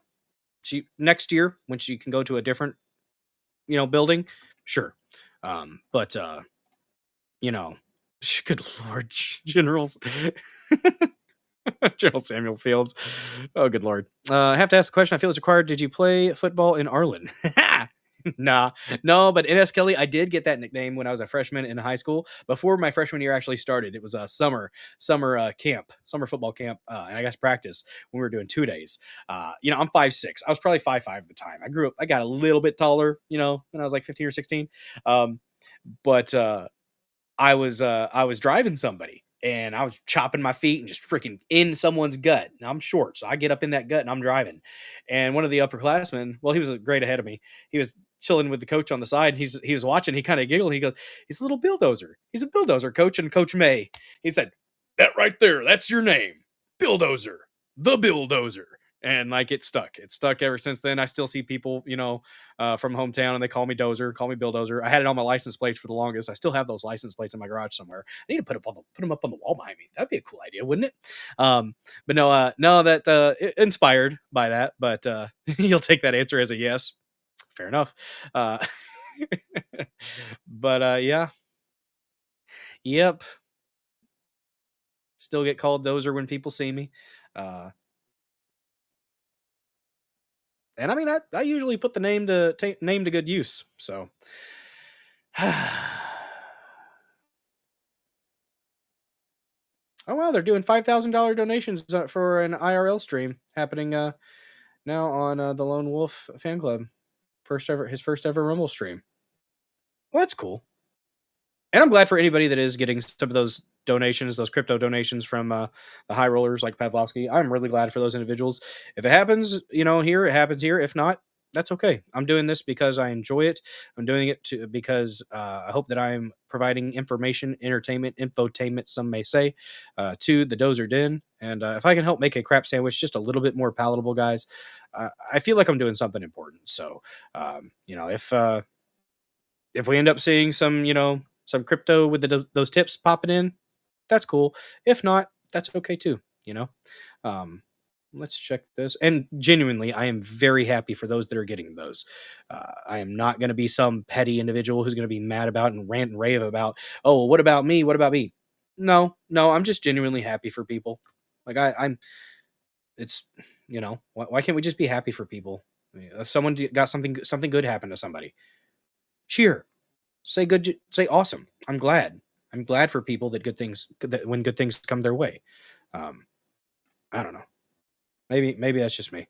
But you have to go for now. All the best to everyone. Keep your powder dry. For sure. Amen. Pass the ammo.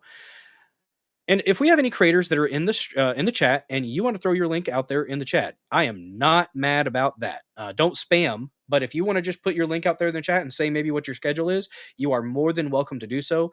That way you can get more followers, you can get more interaction with your content. That's how we grow, guys. That's how we grow. Rising tide lifts all ships. But have a great Monday. Happy MLK Jr. Day. Amen. Pass the ammo. All right, let's take a look at here. We got Benny Johnson with Harmeet Dillon, the assistant AG, I'm pretty sure, right? Yeah, she's the assistant to the AG, right? I think she is. Harmeet Dillon, civil rights. I know the civil rights division specifically is what she's kind of focused on. So breaking, DOJ announces, this is 2 hours ago, so not that breaking, but DOJ announces intention to charge Don Lemon under the Ku Klux Klan Act.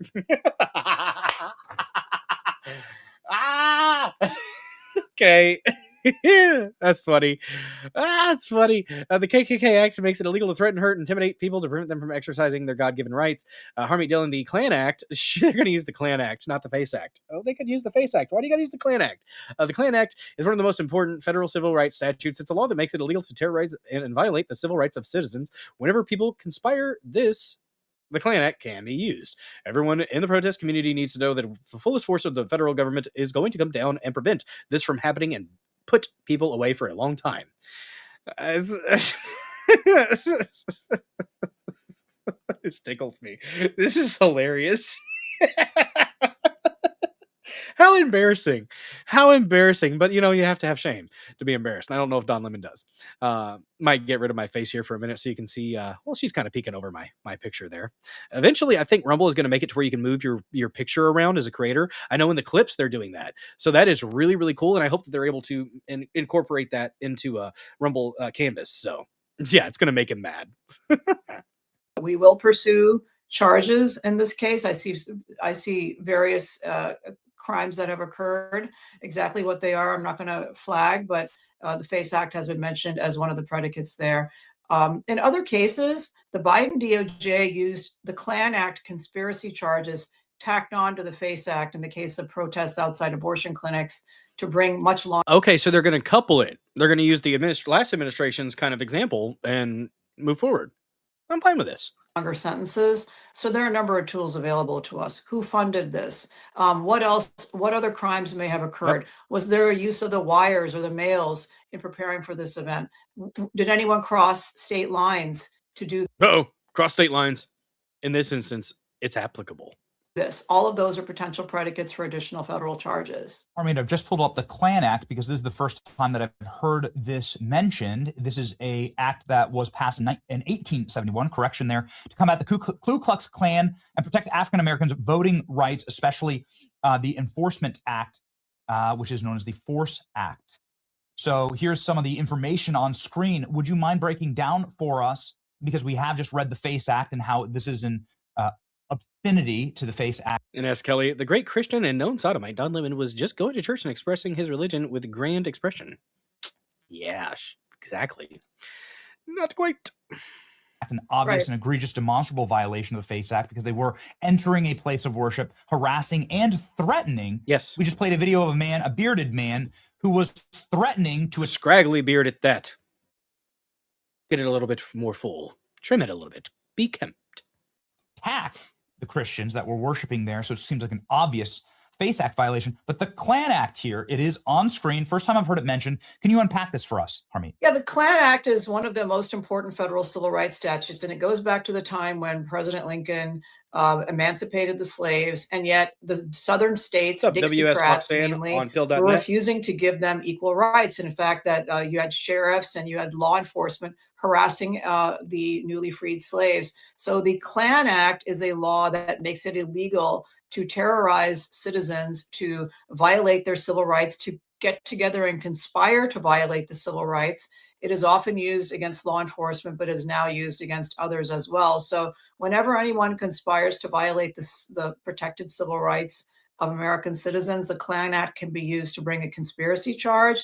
We, in the federal law enforcement parlance, call this 241 and 242 civil and criminal conspiracies. And so what the Biden administration did is, if 3 grandmas got together to pray outside an abortion clinic for the souls of the people inside, and including the unborn children, they would say, oh, that's not just a violation of the Klan Act, that's a conspiracy to violate the civil rights of women going in there to get abortions. And so we're going to add additional charges and punish that more and make it from a misdemeanor under the FACE Act to a felony under the Klan. Okay, so that's smart. That's smart. I was wondering what the purpose was of adding the Klan Act onto it, and the FACE Act apparently would just be a misdemeanor, where it's a felony with the Klan Act. Maybe we should merge these two things. Act. And President Trump pardoned the pro-life protesters in those cases. I have recently defended successfully 16 people in the watching. 11th Circuit Smash that like a button, case called guys. Oropesa, a case of Jane's Revenge, the pro-abortion protesters violently attacking crisis pregnancy centers in Florida. Mm-hmm. And we had the court uphold the Klan Act criminal enhancement to the FACE Act. So I know this is very deep in the weeds, but the point is, there are a the things. The FACE Act is just the start. Like I said, you have material support for disruptive activities. You have conspiracy to violate civil rights. You have potentially the use of other instrumentalities to commit crimes. And so some of these folks who did this have self-identified. Don Lemon himself has come out and said he knew exactly what was going to happen inside that facility. He went into the facility. Conspiracy just takes 2 or more individuals. 2 or more. And then he began, quote unquote, committing journalism. And as if that's sort of Our court system is so garbage right now, though, Ines Kelly. I hope you're right. I hope you're right. There's no way to lose this one. Ups the charge and makes things way funnier. Yeah. There's no way to lose this one. I hope not. A shield from being an embedded part of a criminal conspiracy. It isn't. And so We're getting our ducks in a row. We're putting the facts together, and this is a very serious. Your First Amendment does not give you the right to silence somebody else, to inhibit somebody else's expression. It does not matter. Come next Sunday, nobody should think in the United States that they're going to be able to get away with this. Everyone in the protest community needs to know that the fullest force of the federal government is going to come down and prevent this from happening and put people away for a long, long time. Let's see it. I hope that this is not just barking. I hope this isn't just barking. Tim, yeah, he'll face. We'll see if he faces charges. We'll see. They're talking a good game. They're talking a very good game. Don't you be a black pillar. No black pilling. No, Cheddar Steve. We're going to be positive. We're going to hope for good things. Please let good things, pray for good things. Good to see you, Cheddar Steve. Don't forget to smash that like button. Repost the stream, guys, here on Rumble. Share the stream out in all the places if you can. So, Vassal Jern, I just got confirmation that Pam Bundy is looking into the incident and it's on her desk. So, expect a strongly worded open letter next week on facts.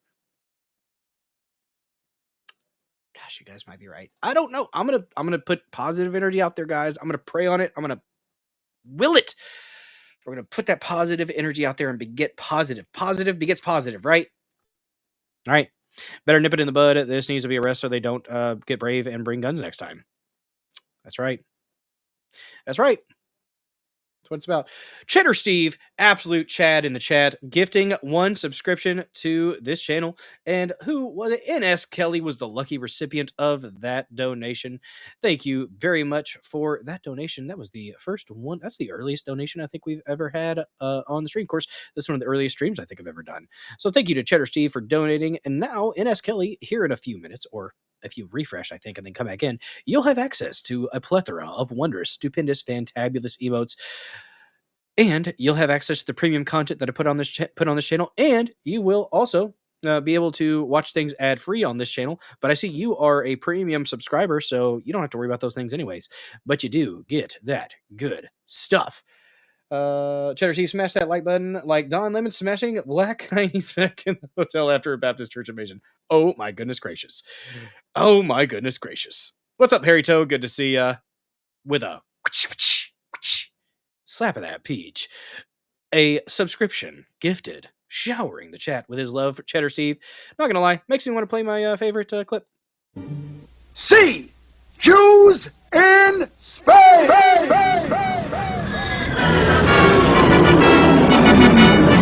We're Jews out in space. We're zooming along, protecting the Hebrew race. We're Jews out in space. If trouble appears, we'll put it right back in its place. When Goyim attack us, we'll give them a smack, we'll slap them right back in the face.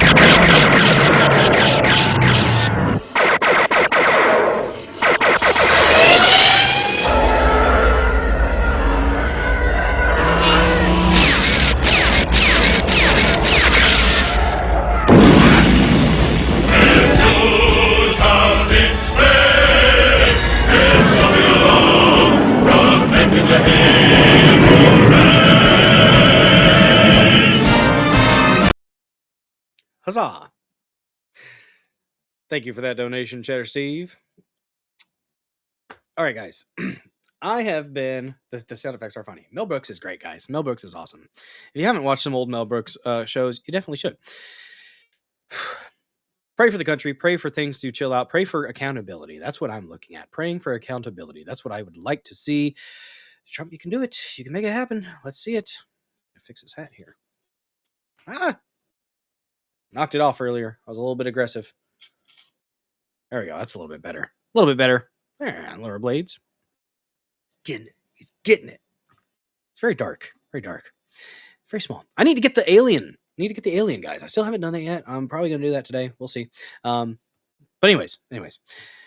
Let's go ahead and so reading through the Bible with my kids, and I've read the story of Jacob, and Esau, and all the kind of split between the siblings, the deception of Isaac with Rebecca and Jacob, pretty much screwing over Esau, the hairy man. I empathize, and I I empathize with the hairy man. I am a hairy man. Hairy toe with a bacon.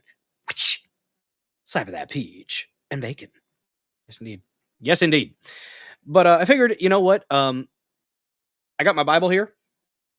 We're going to look at Genesis 32, and specifically we're gonna read through some of it. We're gonna set the scene in this chapter 32, and we're gonna get to the struggle with the angel, because I am very fascinated about that. I also think it's really cool. Really cool thing. So I didn't even look. I decided that we were going to do this as a second topic. The talk about Jacob and Esau and their reconciliation a little bit, and how, you know, I was talking with my kids about it, and I said, okay, like, as the setup here states, like, you have brothers that have, you know, been estranged, and they essentially have two armies, and they're coming together, and one is kind of like, oh my gosh, I've done my brother wrong, I hope he doesn't kill me, all this stuff, all this drama, all this anger at each other, and he's like, I'm just fearful. He's very fearful, Jacob is, because he knows he's done wrong in the past. He knows. And I was reading through it, and I talked to my kids. I'm like, I said, think about it, guys. Think about your squabbles that you have, your bickering, your fights you have as sisters. Think about how, you know, I'm not necessarily saying it's insignificant, but think of how small that is compared to this drama between Jacob and Esau. Like, and how they're able to still, even though they have this bad history, they come together as brothers and they reconcile. So that was just a cool little spot, talking with my kids through the Bible and through scripture with them. That I just think is fascinating. The whole story is really interesting, in my opinion. So I did want to focus specifically on chapter 32, because that's where it gets into the story of the struggle with the angel. And there's debates among scholars. It says, you know, struggled with a man, struggled with God, struggled with an angel. Is it pre-incarnate Christ? That's another possibility that I've seen kind of floated out there. And I'm fascinated by the story in general, and just, I want more. Like, I'm reading it, and I want a little bit more. I want it fleshed out a little bit more, this battle with the angel. And actually, if you didn't see the thumbnail, Grok Imagine does a great job of just pretty much, you put your prompt out there, and it will do an amazing job. Grok Imagine will, of putting your words into an image. Excuse me. Let me look really quick and find it. If you haven't seen it, I'll show it because I want to. Oh, we are streaming to X, Rumble, Pill.net, BitChute, no more, thedozerden.locals.com. That was only the first 30 minutes because I'm not fancy enough for the full time. So let me show the image really quick that Grok gave me. I thought it was pretty cool. There were some other ones that weren't that great, but this one actually did. This one was pretty solid. I thought this was a decent thumbnail. Look at that. Jacob wrestling with an angel. That's cool. I like it. I'm giving it a like myself. If nobody else will like it, I'll like it. Gosh darn it. Guys, follow me on the X machine. I get in fights with cultists and commies. Sometimes I'm just screaming into the void because X doesn't, whatever. X is weird. But also, so the verse, I have a Bible app. I think it's called The Bible. Actually, let me pull that up really quick.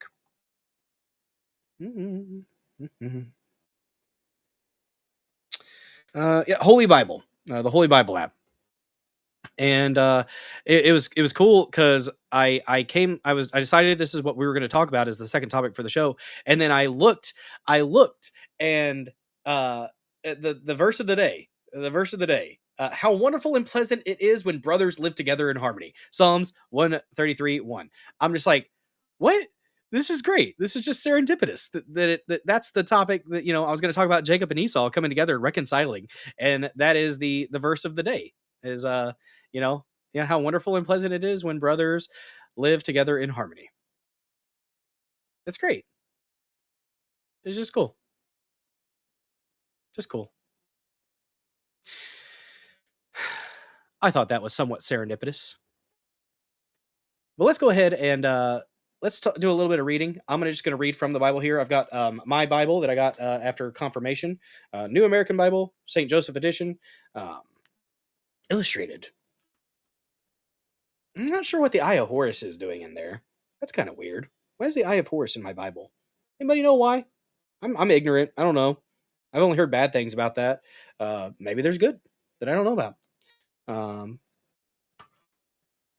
If Trump and the DOJ don't draw the line here, they won't draw it anywhere. I'm praying on it. That's all I can do at this point. But I'm going to go ahead and be reading through the Bible here. Hopefully that is entertaining to somebody. Hopefully you get a little bit from this. Sharing scripture. That's what I wanted to do today, because I feel like we need a little bit of Christ. We need a little bit of God.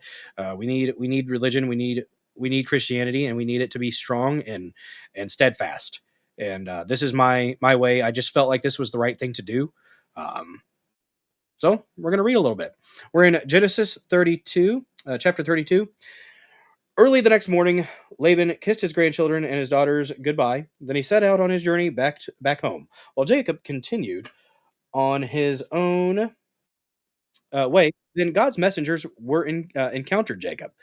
When he saw them, he said, "This is God's encampment." So he named that place Mahanaim, the embassy to Esau. Jacob sent messengers ahead to his brother Esau in the land of Seir. Is that Seir or Seir? I'm not sure. Seir? Seir? I'm not 100% sure. Reading God's words is never the wrong thing to do. Thank you, Lord Blades. Agreed.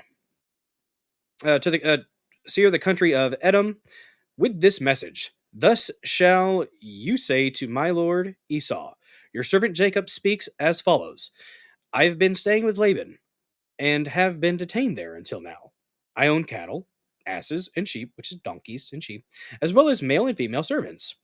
I'm sending my lord this information in hope of gaining your favor. When the messengers returned to Jacob, they said, We reached your brother Esau. He is now coming to meet you, accompanied by 400 men. He brought an army. You reach back out to your brother after, being estranged after some drama, and then you hear back from the messenger, God's messengers.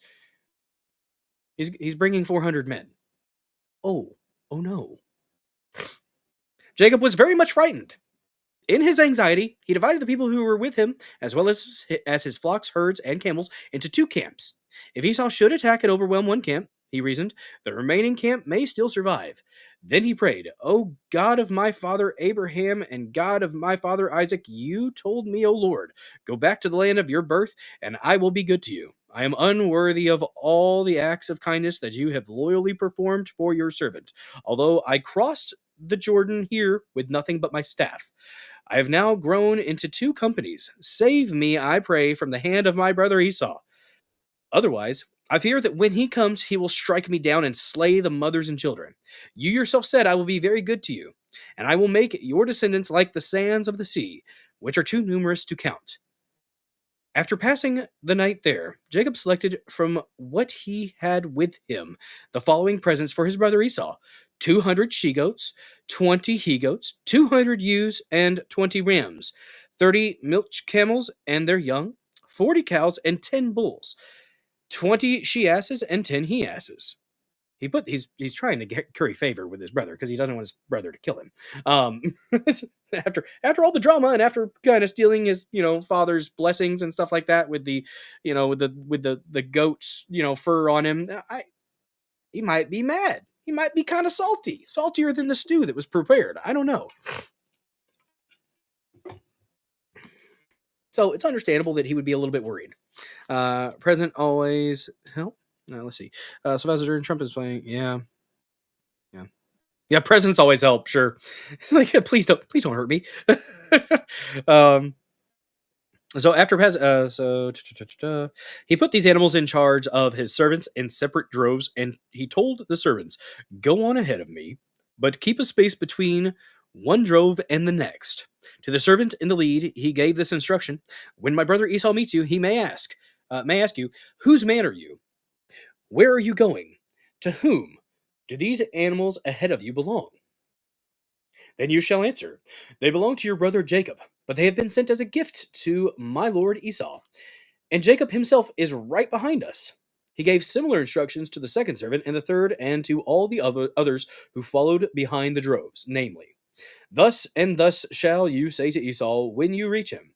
And be sure to add, your servant Jacob is right behind us." For Jacob reasoned, "If I first appease him with gifts that precede me, then later when I face him, perhaps he will forgive me." So the gifts went on ahead of him while he stayed that night in the camp. Now gets to the point where I'm thinking about, getting into the I've got an article pulled up, or at least I think I do, about this struggle with the angel. So it says struggle with the angel in my Bible. In other texts, it says man, and it says God. So I'm kind of I want to do a little bit of a deep dive with you guys, a little bit of digging, a little bit of research into what exactly who was Jacob wrestling?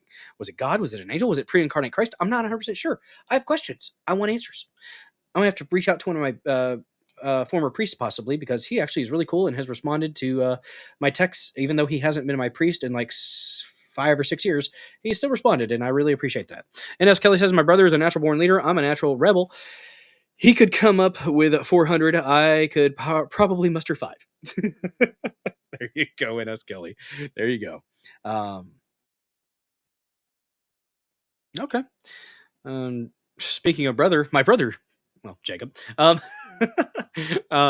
We're talking about going back out to Oklahoma next week again for a little bit, so I might not be streaming as much next week for that. But I'm missing chops over there in pilled.net. I had like 400 something day streak going on that app. When I broke it, I stopped using it.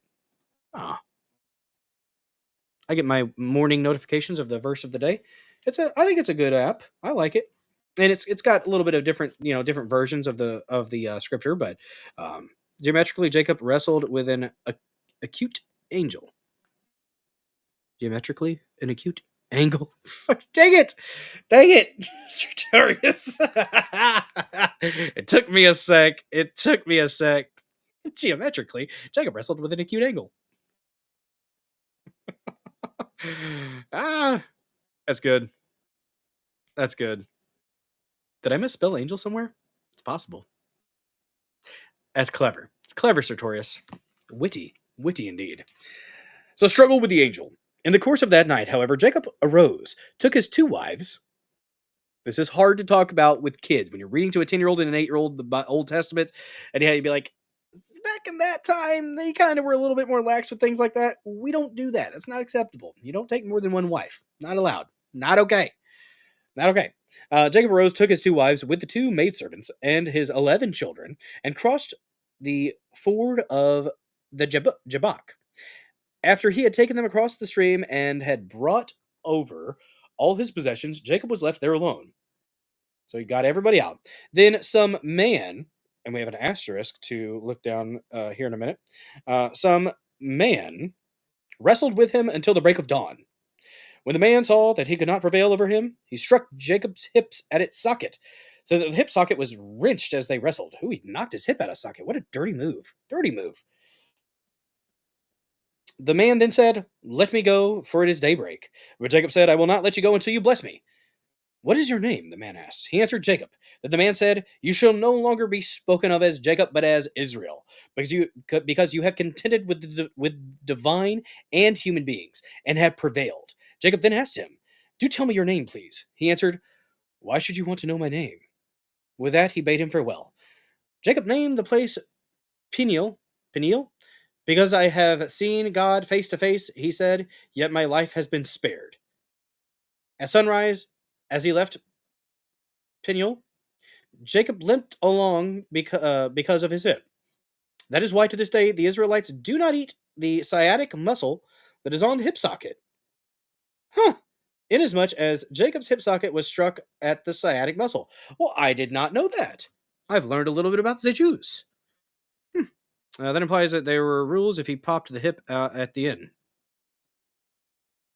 Kind of. Interesting, though. I didn't know about that. That's why the Israelites, the Jews, don't eat the sciatic muscle that is on the hip socket, inasmuch as Jacob's hip socket was struck at the sciatic muscle. So we have an asterisk by man in my Bible. And let me see. 25. Some man, a messenger of the Lord in human form, as is clear from 29FF. Not sure what that is. But yeah, Israel is pretty much like struggled with God or contended with the divine, contended with God. I've seen God face to face. He wrestled with. Yes, exactly. That's what I'm thinking. That's what I'm gathering from that. He's interpreting that as God. And how in response to let me know your name. He's like, why should do tell me your name, please? He answered, "Why should you want to know my name?" With that, he bade him farewell. I think it was God. I think he was wrestling with God in human form, which could also be Christ. I mean, Christ, you look at the Trinity, Father, Son, Father, Son, Holy Spirit. I think it could be, it could very easily be taken as that he was wrestling with God. That's what it sounds like. He said he met him face to face. What is up? So, did we get a raid over there on Pilt.net? Hello, everybody. We're doing a little bit of scripture reading right now. I feel like that's needed. So never hurts. Handy news. Thank you for the raid. I do believe it was you over there on Pill.net. Thank you very much to everybody. Good to see y'all. It is a midday stream. Actually, we started at 11 o'clock. So thank you for the red pills and the reposts. You guys are freaking awesome. Don't forget to follow the channel over there. You can follow me on Rumble too and on the X Machine at Bulldozer74 __. Good to see you, 17 George 76. Good to see you, Salty, Motorhead, Good Dog, Just a Hunch, Damom Bomb 79, Friar Larry, Shackleford, Salty Old Fart 70, Just Jim.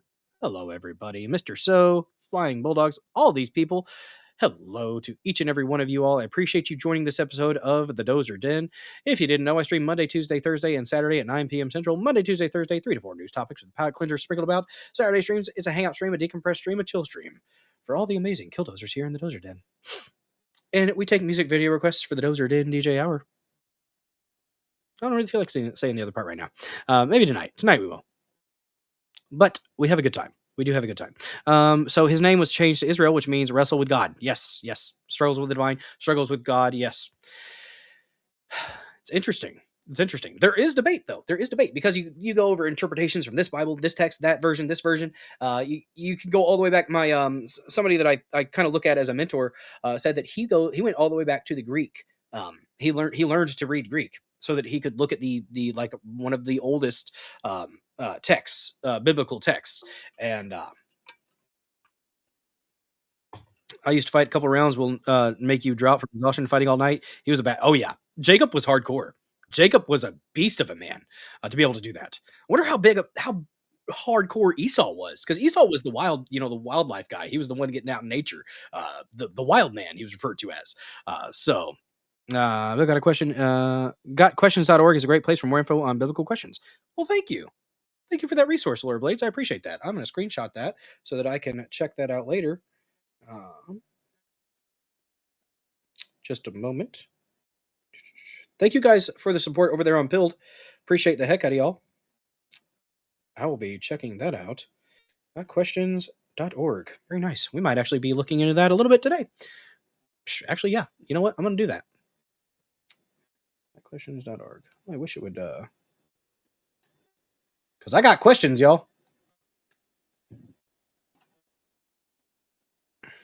And I do, I love the priest at our current church, but he's very hard to understand. I don't know what it is with the diocese bringing a bunch of priests that don't speak English very well to small German Catholic communities, but it's kind of struggle. It makes it hard for people. What's up? Just need to know over there on Pill.net. Thanks for watching this episode of the Dozer Den.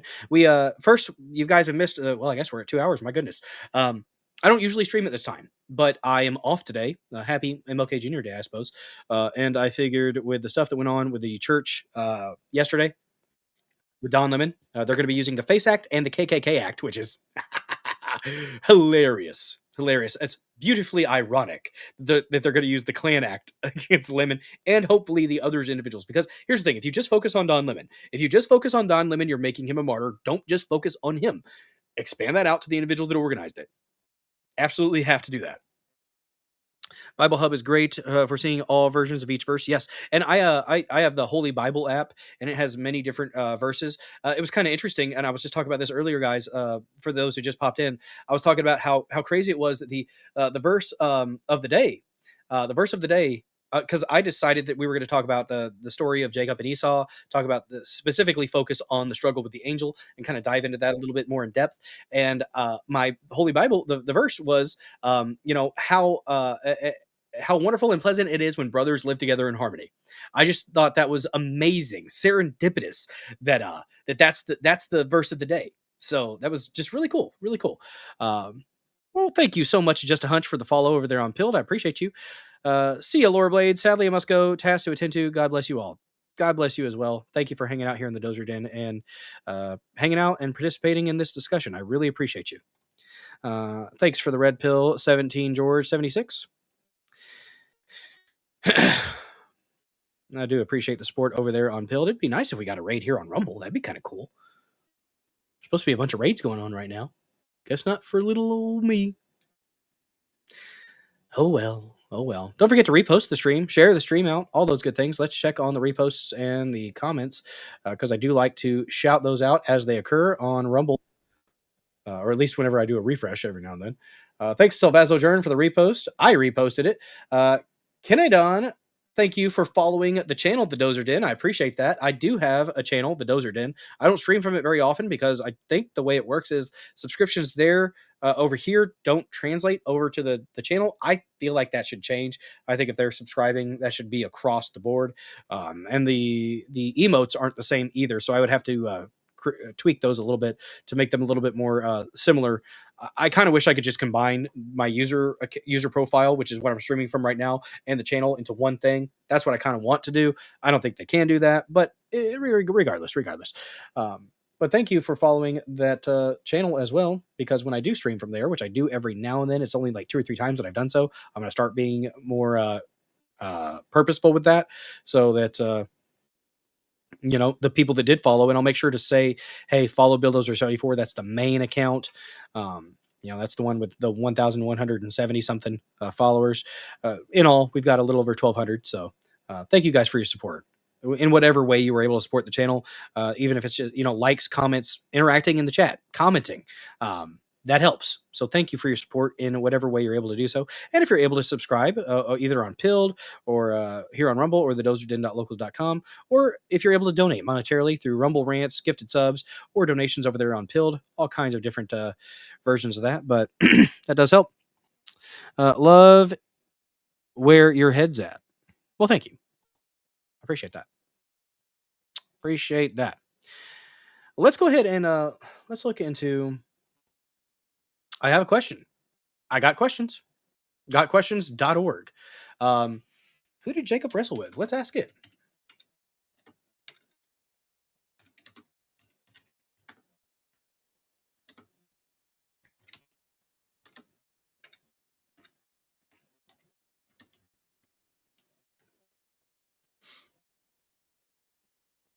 So it's saying God. What is the significance of Peniel in the Bible? It was 2 decades that he had been separated from his brother, estranged from his brother, and he was still fearful. Still fearful. Let's see. Let's go ahead and pull this one up. Sorry about this sniffing in like that. That was disgusting. My apologies. I should have muted the dang mic. My gosh. What am I doing? I'm an amateur. Oh, is this we got a little video here, huh? Let's check this out. Gotquestions.org. What is the meaning of Jacob wrestling with God? What is the meaning of Jacob wrestling with God? We're going to answer that question. Yeah, I just said that. You can also discover more on Gotquestions.org. It helps to know that deep-seated family hostilities characterized Jacob's life. He was a determined man. Some considered him ruthless. He was a con artist, a liar, and a manipulator. In fact, the name Jacob not only means deceiver, but more literally, it means grabber. To know Jacob's story is to know his life was one of never-ending struggles. Though God promised Jacob that through him would come not only a great nation, but a whole company of nations, he was a man full of fears and anxieties. At a pivotal point in his life, Jacob fled his father-in-law's treatment, only to encounter his embittered brother Esau, who had vowed to kill him. Anxious for his very life, Jacob concocted a bribe, sent gifts along with his wives and children, in hopes of pacifying his brother. Now physically exhausted, alone in the desert, facing sure death, and divested of all his worldly possessions, Jacob collapsed into a deep sleep on the banks of the Jabbok River. With his father-in-law behind him and Esau before him, he was too spent to struggle any longer. But only then did his real struggle begin. That night, an angelic stranger visited Jacob. They wrestled throughout the night until daybreak, at which point the stranger crippled Jacob with a blow to his hip that disabled him with a limp for the rest of his life. It was then that Jacob realized, I saw God face to face, and yet my life was spared. In the process, Jacob received a new name, Israel, meaning he struggles with God. Most importantly, we read that God blessed him there. In Western culture, and even in our churches, we celebrate wealth, power, strength, confidence, prestige, and victory, and despise fear, weakness, failure, and doubt. Though we know that a measure of the latter come with normal lives, we tend to view these as signs of failure or a lack of faith even. However, naive optimism and the glowing accolades of glamour are a recipe for discontentment and despair. Sooner or later, the cold hard realism of life catches up with most of us. The story of Jacob pulls us back to reality. Frederick Beaker characterizes Jacob's divine encounter at the Jabbok River as the magnificent defeat of the human soul at the hands of God. It's in Jacob's story we can easily recognize our own elements of struggle. Even the Apostle Paul experienced similar discouragements and fears. So it sounds like God was wrestling him the whole time. Like God came down and took physical form and wrestled him, and could have destroyed him. I mean, he's all powerful. Could have destroyed him, but he chose to wrestle and entertain it. It's like a father wrestling a young as a father, like when you wrestle your kid or something like that. Like you give him a shot, but at any point you could end it. But let's see.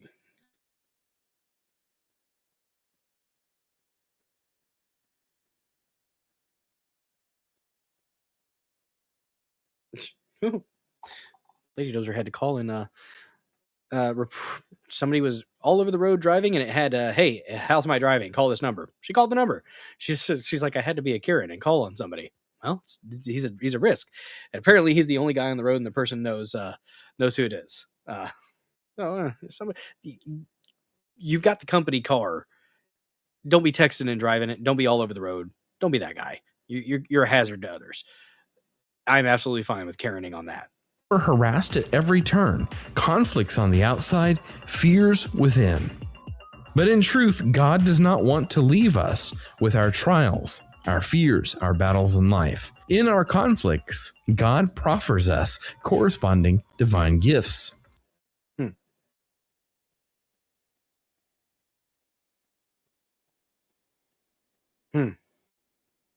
It's a good point. God does not want us to leave us with our trials, our fears, our battles in life. In our conflicts, God proffers us corresponding divine gifts.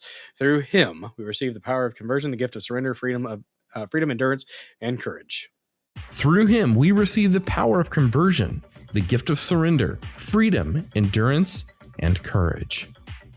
In the end, Jacob does what we all must do. He confronts his failures, weakness, and sins, and faces God. Jacob wrestled with God all night, and it left him crippled. It was only after he came to grips with God that he received God's blessing. Our lives are never meant to be easy. Christians are never devoid of God's presence, and His blessing inevitably follows the struggle, mess, and chaos. Real growth experiences always involve struggle and pain. Jacob's wrestling with God at the Jabbok that dark night reminds us of this truth. Though we may fight God and His will for us, in truth, God is so very good. As believers in Christ, we may struggle with Him through the loneliness of the night, but by daybreak, His blessing will come. I like that. That answers the question, what is the meaning of Jacob wrestling with God? On our website, gotquestions.org, you'll find a deeper discussion and recommended resources. If this helps, I like that.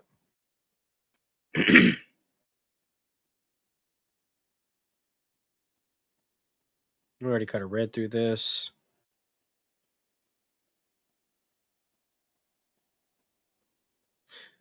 So I guess that kind of blow to the hip was like, okay, we've entertained this enough. Let's go ahead and end it, kind of.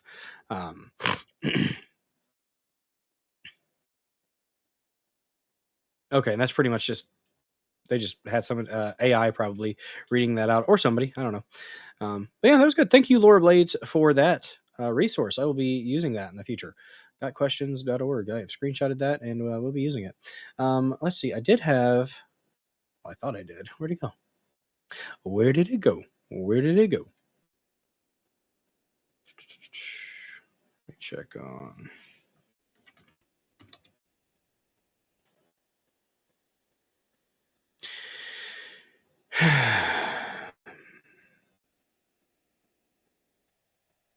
I saw...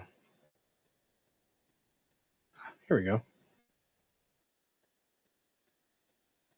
That's awesome. Look at that. Lone Wolf Fan Club gifted $100 from the quartering.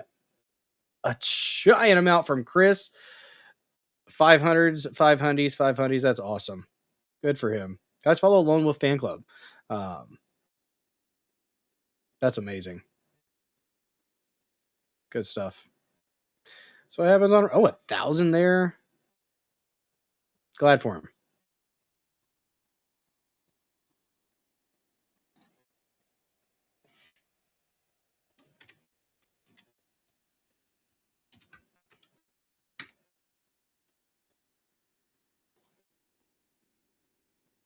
That's awesome. Was it his first stream on Rumble? Let me check real quick. Oh, he was Kick. I guess he came over to Rumble today. Well, good for them. Good for him. I have to check him out on Rumble. I don't think I followed him, so I'm actually gonna find him real quick. Let's see. I think you know what? I might follow him. Let me check.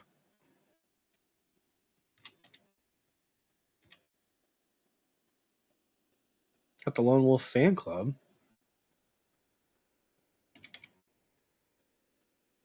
There it is. We got 800 people watching him. Awesome. We'll give him a follow. He's got 104 followers. Awesome. Good stuff.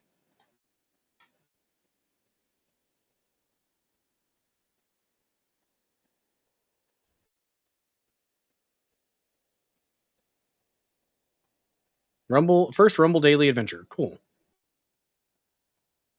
Do a repost.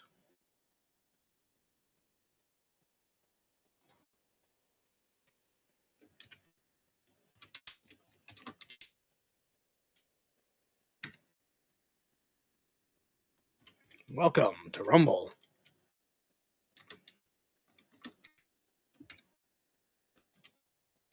We're live reposting on Rumble. There we go. Good stuff. What's up, Bess Henson? Good to see you. Oh, we've been streaming for 2.5 hours almost. I want to read through this, read through an article that I'd found. We did just go through gotquestions.org. I got a Catholic.com magazine. How God can wrestle without a body? He probably came down to me, took on human form for a moment, or took on physical form. That's what I would guess. But this is from Catholic Answers. Carlo Broussard, 4/18/24. It's interesting. So once upon a time is the way it starts. We were just talking through, we read through some scripture here. Got my Bible right here by me.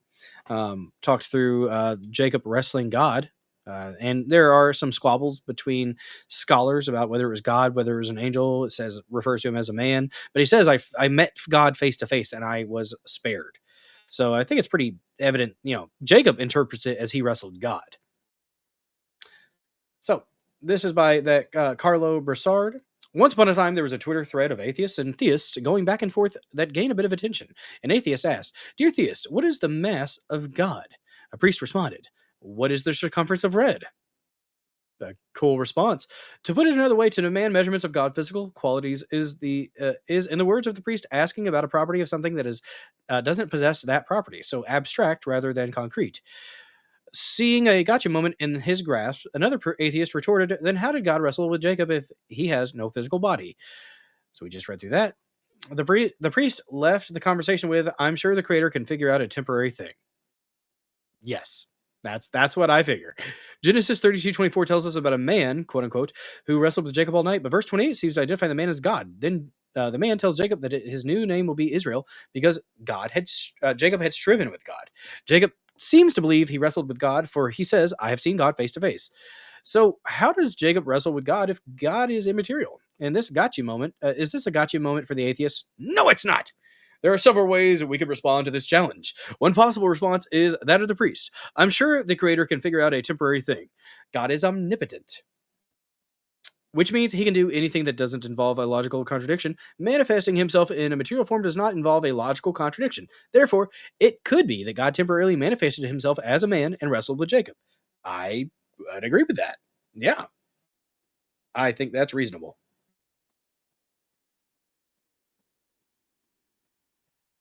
Just a second, Lady Dozer was texting me.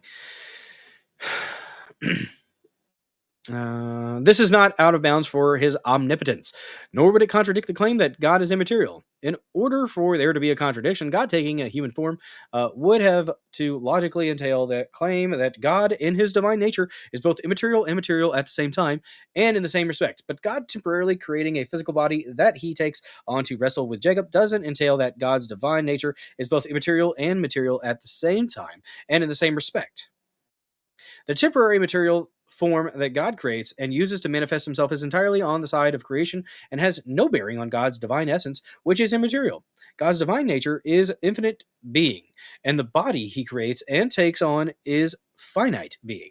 The finite can't possibly affect the infinite. Therefore, the temporary material form that God creates and uses to wrestle Jacob doesn't entail that God in his divine nature has mass. Interesting way to think about it. St. Thomas Aquinas offers another possible take. In response to the claim that we can see the divine essence in this life, which some support with Jacob saying, I have seen God face to face. Genesis 32:30, we just read that. Aquinas states, a man is said in the scriptures to see God in the sense that certain figures are formed in the senses of imagination, according to some similitude, representing in part the divinity. So when Jacob says, I have seen God face to face, this doesn't necessarily mean the divine essence, but some figure representing God. Okay. Fair. Aquinas then explains this event as a form of prophecy. It's possible that Jacob didn't actually physically wrestle with a material figure. Rather, he experienced a vision in which he wrestled with a man, and he received what Aquinas calls the prophetic current. On this reading, the does God have mass question becomes irrelevant. But what about Jacob's thigh that was put out of joint? It was actually his hip, the sciatic muscle. We're told that Jacob was limping because of his thigh, his hip. When the sun rose, verse 31, when the sun rose, verse 31. Well, God can make Jacob's thigh be out of joint without an actual physical wrestling match. Just as he stroked, I don't know. No, I think he physically took form. I think God physically came down, took form, and wrestled. I do need to find, so this is just more of a talking about mass and stuff. So this is more of a kind of a nerdy kind of interpretation here, an analysis rather, I suppose.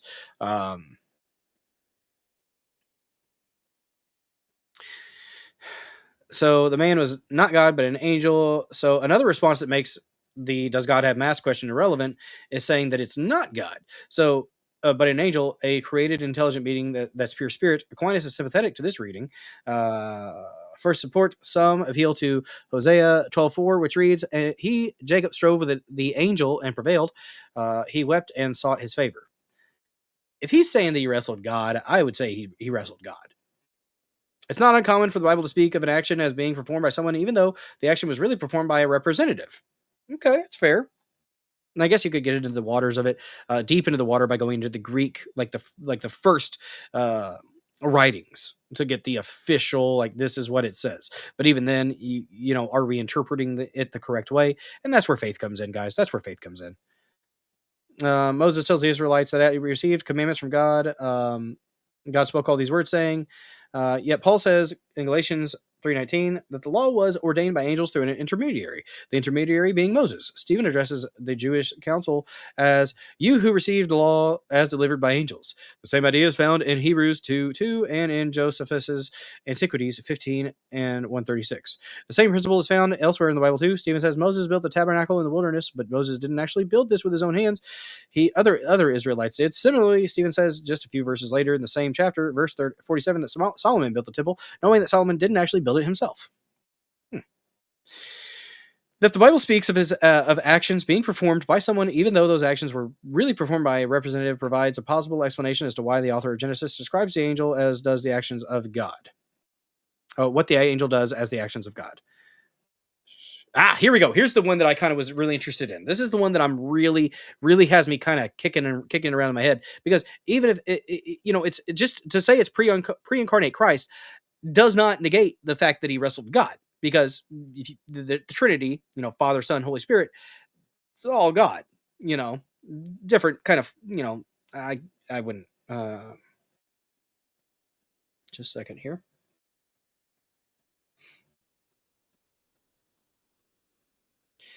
Gotta send some monies to the lady dozer. Mm-hmm.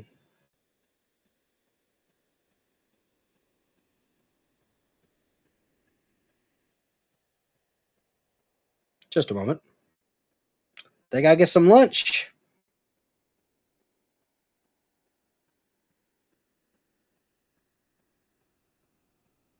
Oh, I could get 60% off a Sam's Club membership. My goodness. Claim this offer for $20 for your 1-year membership. Well, that would be nice. I'll just mooch with my mother-in-laws.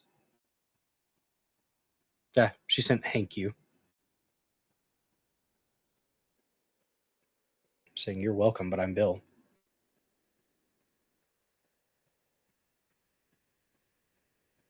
That's dumb. All right. So, another response, which is very ancient. The man is pre-incarnate Christ. So, did Jacob wrestle God? Did he wrestle Christ pre-incarnate? Not really disagreeing those two statements. Let's see. If you eat Bill, I want to watch you eat hot dogs. No homo. I am hungry. It's about time for lunch. Whoa, I missed lunch. What did I have for breakfast? I had an apple, and I had a chocolate turtle cookie from Walmart, warmed up 12 seconds in the microwave on a napkin. Delightful. Absolutely delightful. But I am probably crashing sugar-wise. Let's see. So, let me get a drink real quick. So, if we go with the pre-incarnate Christ, it differs from our first response in this article only in that it specifies God the Son as the one who acts in and through the temporary material form that he creates and manipulates to wrestle with Jacob. Recall from above that Hosea 12:4 identifies the man who wrestled with Jacob as the angel. Angel, quote unquote, translates the Hebrew word malak, or malak. Don't want to be like Moloch. Malak. And the Greek word egelos, both of which simply mean messenger. Since Christ is the Father's messenger, John 8:3 to 42, 38 to 42, so it's argued Christ can be described as an angel without any implications of him being a created being, as Jehovah's Witnesses believe. This doesn't mean the second person of the Trinity permanently united to himself a human nature, as he did when he was conceived in the Blessed Virgin Mary's womb. Theologians call such a permanent uniting the hypostatic union, the union of two natures, human and divine, to the one divine person, the second person of the Trinity. Rather, this pre-incarnate view states that the second person of the Trinity simply manifests himself temporarily by creating and using a material form without uniting the material form to his divine nature in his person. Augustine doesn't really adopt this view, but he does indicate that it was understood this way during his time.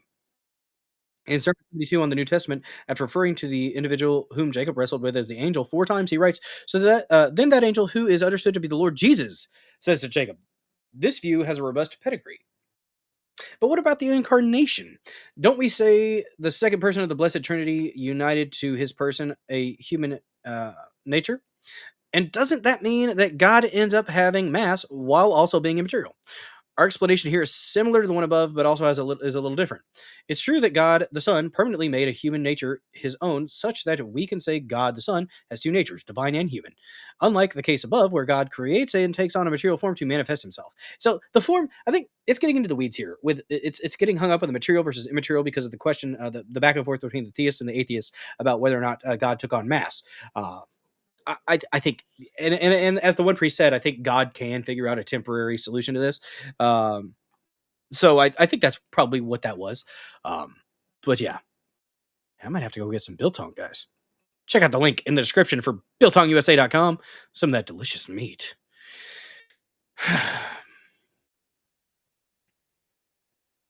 So having a human nature, God the Son, can do and experience things that go with being human, and we can say such things about him. For instance, God the Son suffered, died, and rose from the dead. And they'll really be true. Similarly, we can say God the Son has mass, and that statement will really be true too. But these things are not.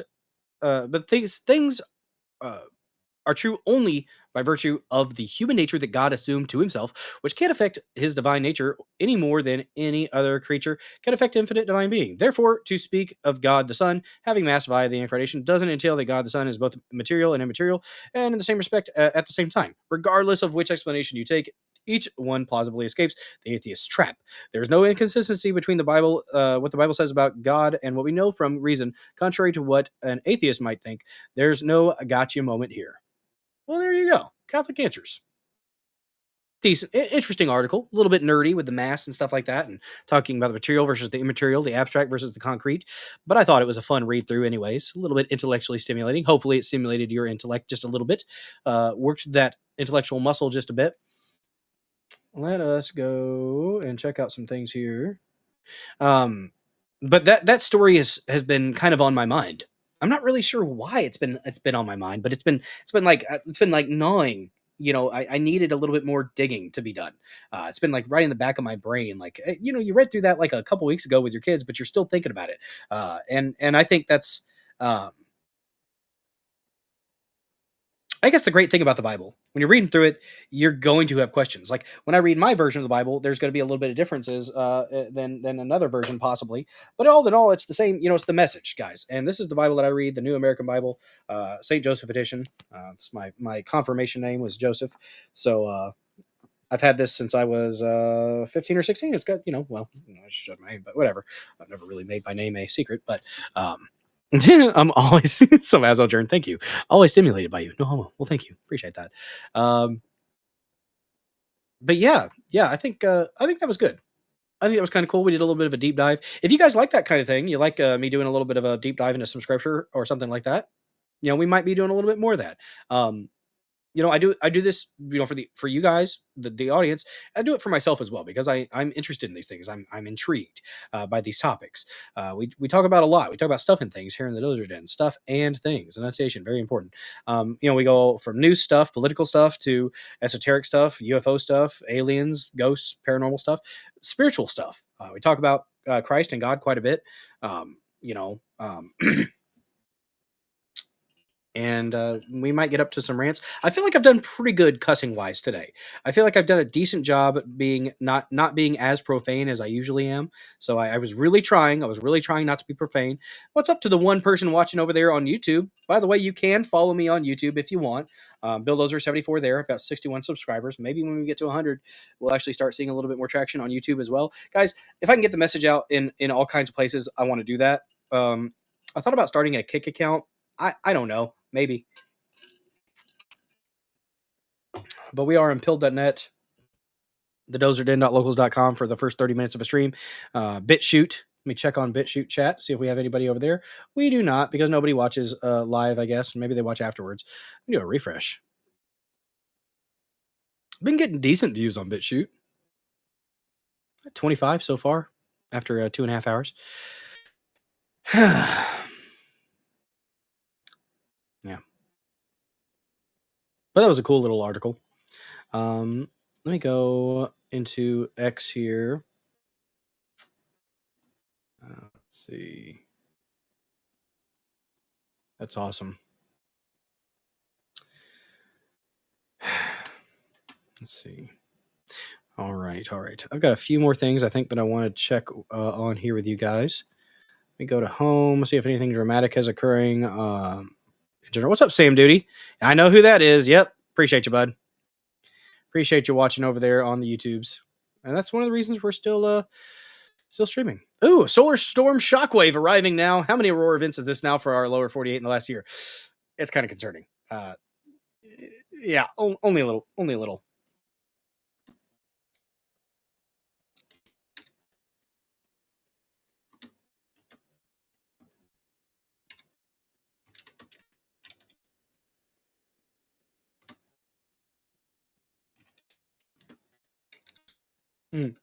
So I'm saying that only a bit concerning. Pretty colors though. So check outside tonight. You might get a chance to see the Aurora Borealis in the lower 48.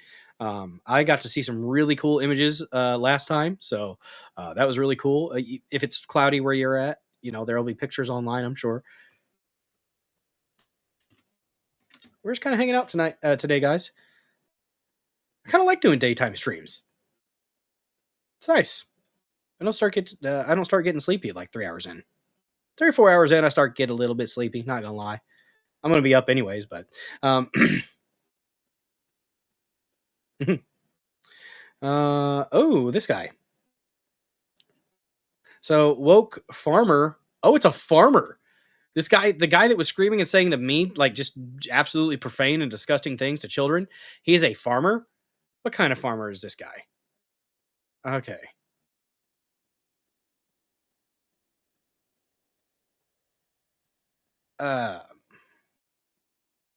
He's pretty much saying to Pam Bondi, "Come get me." Yeah, go get him. I don't even want to share him. The vitriol from this guy is just, ugh. It's rough, guys. It's rough. He's a garbage human being. Very garbage.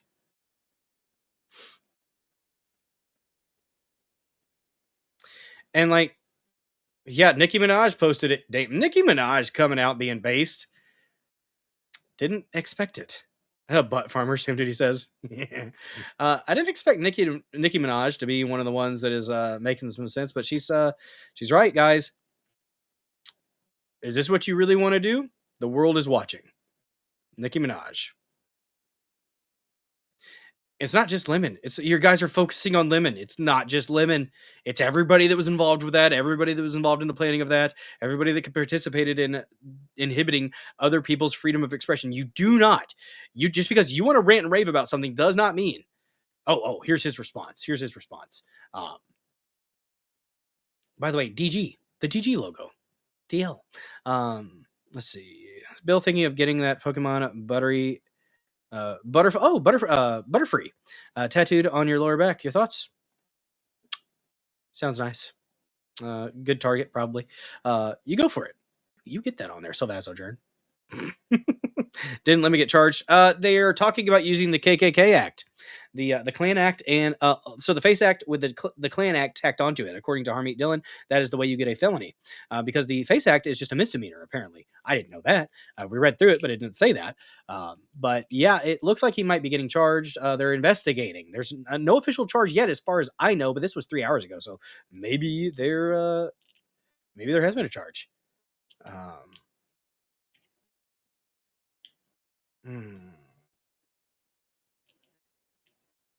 Let's see what he has to say, though. His response. Most likely very gay. True. So let me just make it clear. This assistant attorney general, I don't know, gosh, what's her name? Something Hammett. Oh, you're cute. You're cute, acting like you don't know who it is, Don. Come on, Donnie boy. Yeah, a black man charged with the Klan Act. It is, the irony is so sweet. So sweet. I feel like Cartman with Scott Tetherman. Let me eat your tears. Oh, yes. Cry for me, Scott Tetherman.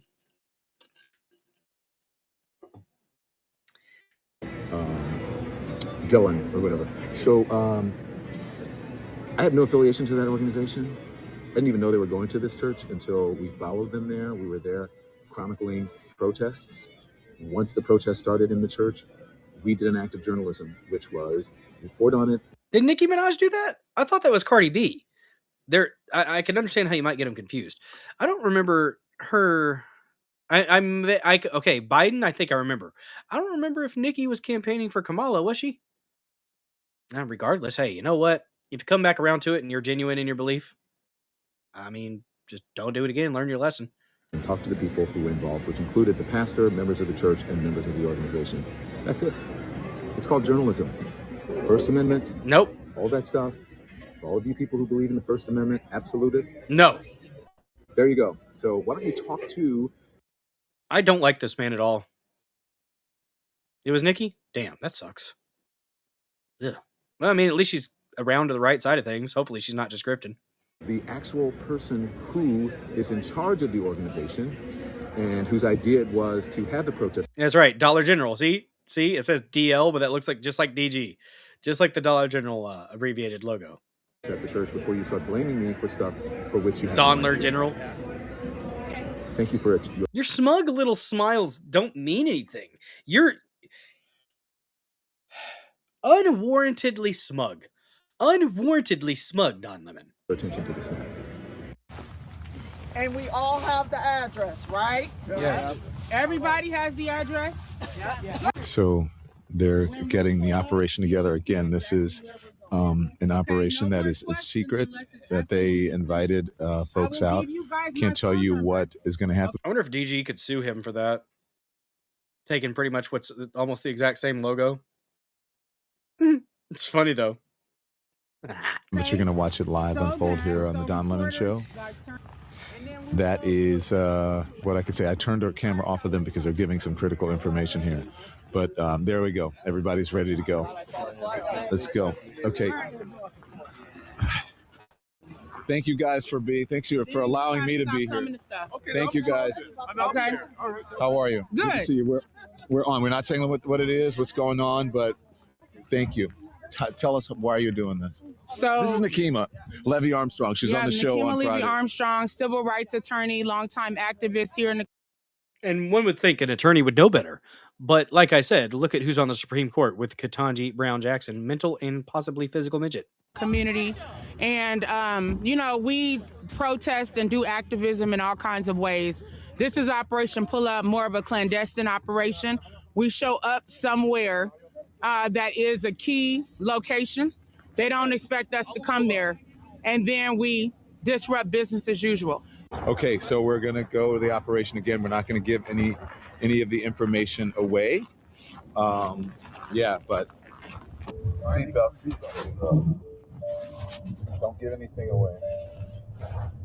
But we're doing this clandestine secret operation.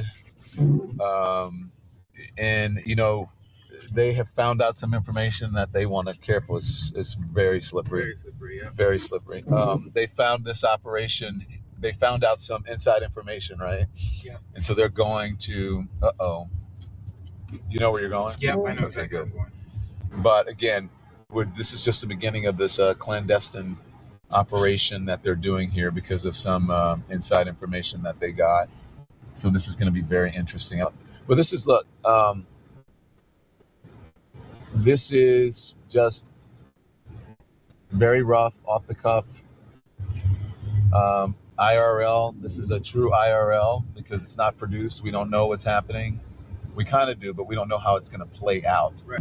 So we'll get to see some of the what happens after this sort of surprise. It'd be good if you had your meta glasses on. I do have inside them. the building. Oh, he's got meta glasses, guys. He's got meta glasses. Thanks, Zuckerberg. Switch over to my meta now. We are here. Now, do you think if you just have it, I think maybe if you just have it on the church, but if they see me, they're going to know. Actually, you're not that special, Donnie. You're not that special, Donnie boy. They probably, a lot of people aren't even going to know who the hell you are. Not everybody's watching the news like crazy. I remember a time when Don Lemon actually used to have some points. Used to not be an insane person. Back in the good old days, where he talked about if you don't want to be called one, don't act like one. That was a big clip there for a minute. What happened to you, Donnie boy? What happened to you? Oh, Donnie boy. No? It just depends. Jeez. What? Vincent. Don't name the location. I'm not naming the location, but I mean, I'm just wondering if you see me. I mean, the folks inside see me. Are the congregants really on live instead of in service right now? No, but they'll be like, "Why is Don Lemon here?" Sunday morning. Sunday morning church. Yeah. Okay, we'll see. I'm surprised I didn't light on fire when they went in the church. Like, well, what else? It's Sunday, and we already said the church. No, we didn't. Yes, you said it. No, I didn't. No, I did not. We were saying that church is going on during Sunday. Okay, that's what we said, bro. I'm just trying to figure out what's the best thing because we just found out about this morning. I'm just trying to figure out if it's best for me to go inside so I can tell what happened. And then that's what I'm going to do. And you can you just keep what if trained on there? You should take. I'm going to take this off. We can swap hats too. I have it. I got it. Yeah. And then you can put your hood on too if you want. Like the church. Now maybe like that they might recognize him. I don't know.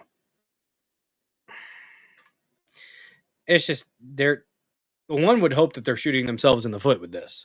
One would hope that's what's happening. We'll see though. We'll see. We'll see if something comes from it. I'm hoping something does. I'm hoping something comes from this. Man.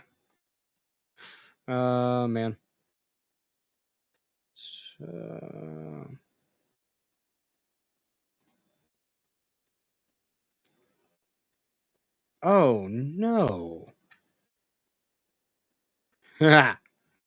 Donut operator, former cop. He said, beat the out of these people in reference to those jerks coming through the church and screaming at the congregants.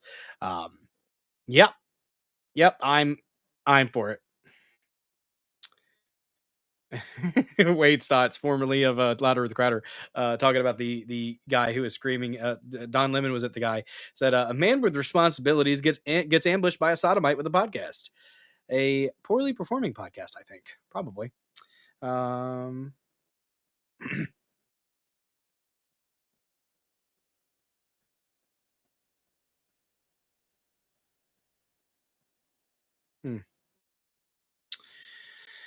Oh man.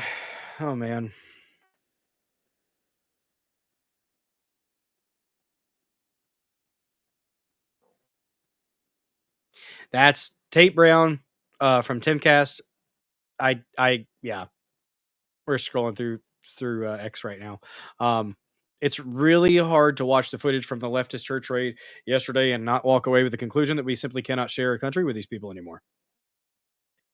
Yep. First, they feel empowered to interrupt church services. Then they feel empowered to vandalize churches. Then they feel empowered to burn churches. This happened in Canada. This is what happened in Canada. Then they feel empowered to burn churches with worshipers inside. He's blaming the organizer of the group who stormed the church. Let's see. Eric Matheny, FBI immediately sent a team to investigate Bubba Wallace's fake garage door pulley, but they are looking into the storming of a church. Was his response from Eric Matheny. And Harmy gets a little spicy on X sometimes, guys. What are you talking about? We have assigned agents and prosecutors on the scene, and the AG herself has spoken to the pastor. Clickbait hysteria is not helpful. Moreover, AG Pam Buddy's DOJ has already secured multiple convictions for attacks on churches, and we have more to come. Good. I'm glad. It doesn't need. So Drew Hernandez saying, Don Lemon is the most low-hanging fruit possible right now. If Bonnie's DOJ can't deliver and send him to prison, we're cooked. Yeah, but I think don't just focus on Don Lemon. It's not just Don Lemon. You're going to make him a martyr by focusing just on him. He's one of them, yes, but the rest of them. Look at the person who organized it. Whatever her name was, Armstrong. Okay, here's another piece from her. Let's see what she has to say. The people who did this made a big, big mistake, whoever they are. We are investigating exactly who they are, who coordinated with them, who paid for it, and who was there. And this will be met with the full force of the United States Department of Justice, as the Attorney General has directed. And we discussed yesterday with the pastor who was totally shaken. He was with his family. We want to make sure everyone felt safe, and there will be further legal action in coming days. The people who did this. Yeah. I hope we get it. His name is William Kelly, the angry guy who is profane and apparently a farmer. I hope they go get him. I really do. This can't stand. We can't have this being going on and not have accountability. What's up, Sully? Good to see you, bud. I am on early. I'm hearing noises, but nobody's here. Must be my cat. One of the cats. Yep, Sully. Guys, if you haven't followed Sully yet, follow Real Hard Truths and the Gun Club on Rumble. Good folks. Or good peoples. Puts out good stuff. Worth your followership, worth your viewership. But yes, I am on early. I figured, hey, I was off today, so might as well do a little streaming. And I was going to be doing it anyways, but not going to lie, the possibility that there were going to be some, there was a possibility that there were going to be some big raids and stuff. So I was like, hey, might as well put myself out there, see if it happens. It didn't, but that's okay. I wanted to talk about these things anyways. And I have today off, so I figured I would go ahead and do an early stream. I teased it on Saturday before I had any inclination that, there were going to be any big raid trains and possible showerings of the crypto going on. I had teased it on Saturday that since I was off, I might go ahead and do a stream today during the light hours. I'm a day walker right now, but you can tell she's an unsating to hide her. Good Lord. Sometimes. But yep, I was planning on doing a show today anyways. God, now they're protesting at Target, guys. These liberal white women. They're not all white, but there's a lot of liberal white women. Will Attorney General ever actually arrest anyone? We'll see. Worked last night just waking up, probably on about 1900. There you go. So Sully will be on tonight at 7 o'clock Eastern. Check him out, guys. That's 7 o'clock, right? Yeah, because 20 would be 8 o'clock. Yep.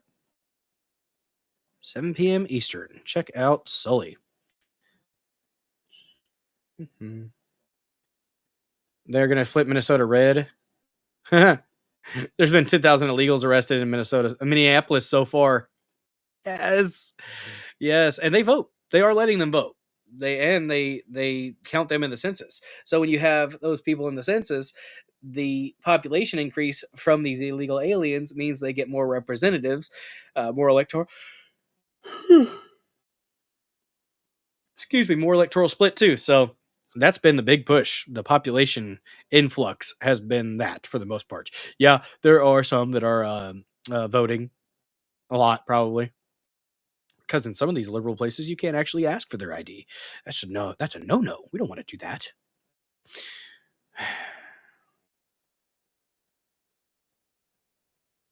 Huh. Running through companies right now.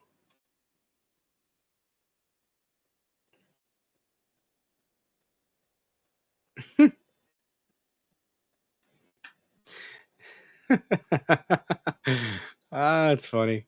I don't even know what Ryanair is. Let's see. Trying to see if I'm missing anything here in this.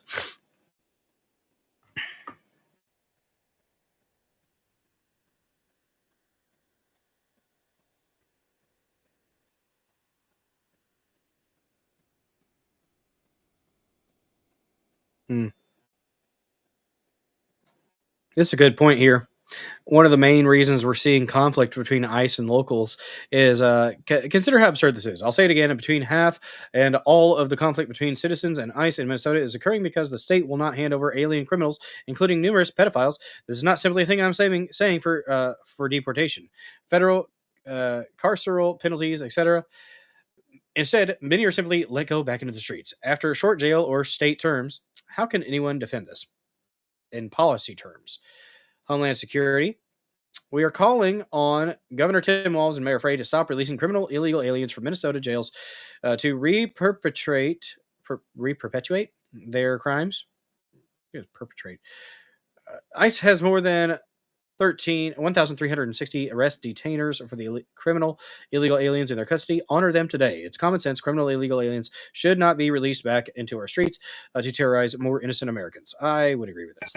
Time and time again, I mean, we're talking about throughout the year, Bill, that our ICE officers have lodged detainers. Those detainers have not been honored. There's a very easy solution to that, and it's allow our federal law enforcement, our ICE and CBP officers, to work with the state and local officers on the ground. That's what the state and local law enforcement officers want to be doing, is enforcing the rule of law. But if you look at who is in those jails, currently sitting in those jails, Bill, 1,370 criminal illegal aliens in Minneapolis's custody.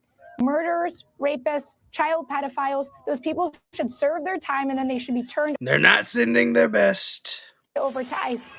We have not seen that. We've seen no cooperation. We have not been allowed or have those detainers be honored. That is exactly what we're asking for today. Mayor Walz and, Governor Walz and Mayor Frey should come out today and agree to that. They should also agree to allowing their local law enforcement officers to give our law enforcement officers backup.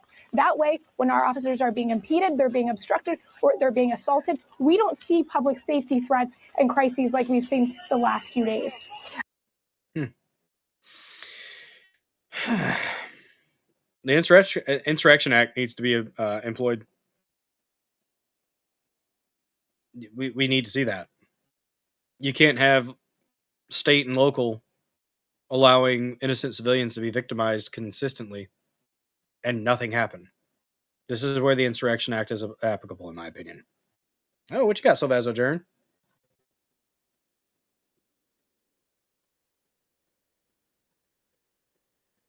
Thanks for watching today, guys. Appreciate you. Oh, no. Just then, Don Lemon just doubled down and trashed the congregation he attempted to incite a riot against. They're entitled white supremacists. Try not to think bad things. Try not to think bad things. Try not to think bad things. I want. This is where the righteous rage and righteous anger is appropriate. It's appropriate. And she just looks like she smells funny. And there's a certain degree of entitlement. I think people who are, in the religious groups like that, it's not the type of Christianity that I practice, but I think that they're entitled, and that entitled. You're not practicing Christianity. You're a demon. You're a demon. Stop trying to cloak yourself in the armor of Christ when you don't follow it. Comes from a supremacy, a white supremacy, and they think that everybody in that church was white. Everybody? Really, Donnie boy? That this country was built for them, that it is a Christian country, when actually we left England because we wanted religious freedom. Idiot. It's religious freedom, but only if you're a Christian and only if you're a white male. Gulags. Fuck it. Gulags. Sorry. Pretty much. And so, yeah, I absolutely 100%. Deus Vult. But it's an intimidation tactic. And, you were projection. That's all they have. That's all they have is projection, guys. They don't have anything besides projection. They were the one intimidating. They were the one threatening physical force, making people leave. And his husband's white. Said, I don't understand how I've become the face of it when I was a journalist. I do understand that I'm the biggest name there. And flex harder there, little feller. And I'm also, as I was on with my producers this morning, you and Kylie talk all the time. My producers were saying, I said, how did I become the face of this? And my producer said, Don, you're a gay black man in America. And there's a certain degree of Ew. God. There were minorities and mixed race families in there. Yes. Kid crying had an Asian mom. Yeah. Yeah, but that's all they see. They can't see anything. They can't see anything. Crime is crime. He committed a crime, so he should pay the price. Yes, Elon. You beautiful autist. Correct.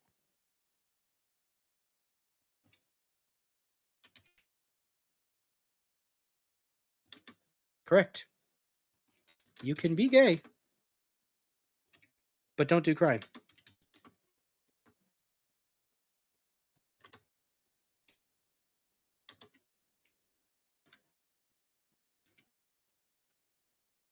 There for a while, that was the thing. They were like, be gay, do crime. No, be gay, don't do crime. How about that? I don't care if you're gay. Just stop trying to act like you're a hardcore Christian when you're not, Donnie. Oh, Donnie boy. Look at that. Look at that.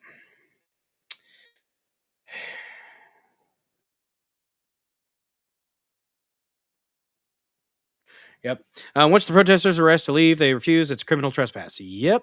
It is not a public space for them to violate people's First Amendment rights. Your First Amendment to express yourself and say stupid stuff does not give you the right to violate somebody else's First Amendment right to practice their religion.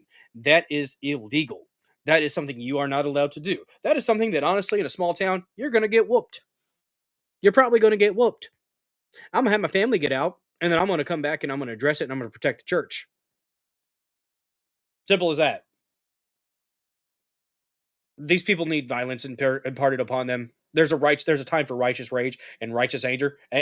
That's it. That's it. When you're simply trying to peacefully exercise your religion and worship the one true God, and they come in and they yell and they cuss and they verbally assault your children, throat punches. Throat punches all around. You get a throat punch. You get a throat punch. Go away. Don't harass people. Don't follow after them, especially when they have children. That's a good way to end up being, that's a good way to stop breathing. You don't chase after me when I have my kids. At that point, my wife, Lady Dozer, she's taking the kids, and I'm confronting that piece of garbage. 110%. You're not going to continue to follow me and my family. I'm saying get back right now. Step back. Stay away from me. Get back. Do not continue to follow. If you continue to follow, I'm going to respond appropriately. Chasing people down the damn sidewalk with their kids. No. Not okay. I know a couple churches locally that would have physically removed. It's like I said, Sully, try that in a small town. Try that in a small town. You ain't getting very far. No, you're going to be stopped pretty freaking quick. Someone's going to step in quickly and keep the rest of your nonsense communist idiots from entering the church. I'm doing good. I'm doing good today. I'm not cussing as much, guys. Trying to limit the profanity just a little bit. Just a little bit. Guys, don't forget, you can donate to the channel with Rumble Rants, gifted subs, subscribing to the channel. Those are options you can use if you want. Yeah. Did you know that the crypto tips can happen any time of the day? If you are somebody who has crypto and has Rumble Wallet, you can tip 24 hours a day. You don't have to be live. Oh, let's see. We've got an update here from. Oh, look at that! Look at that!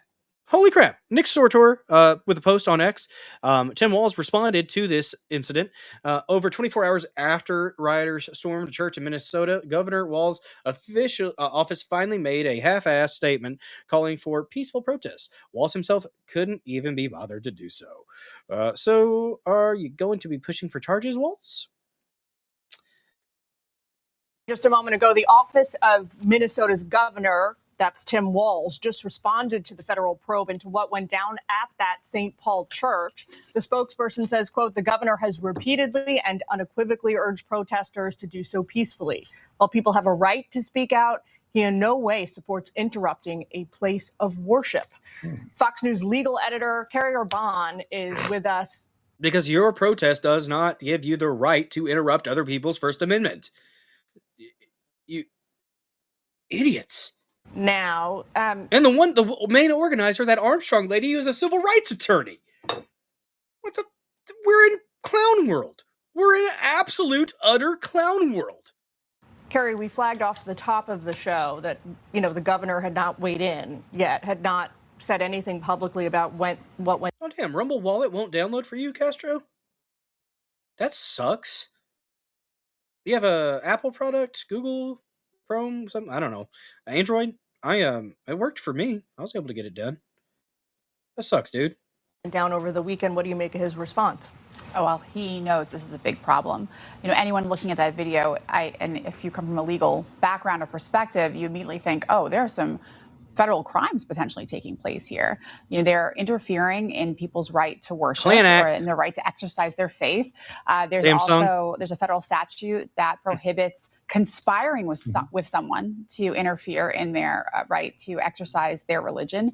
There are a number of federal statutes that the Civil Rights Division at the Department of Justice could pursue, and it sounds like from the statements they're putting out on X and some of the interviews they're doing that they are in fact pursuing Let's put those. Sorry, Carrie. While we're having this conversation, let's put those up on the board so that folks at home can see these are the laws at play that Carrie just mentioned. Yeah. So it's the FACE Act, which to a large degree refers to abortion clinics, damage to religious property, obstructing worship, conspiracy against rights, conspiracy to defraud the United States.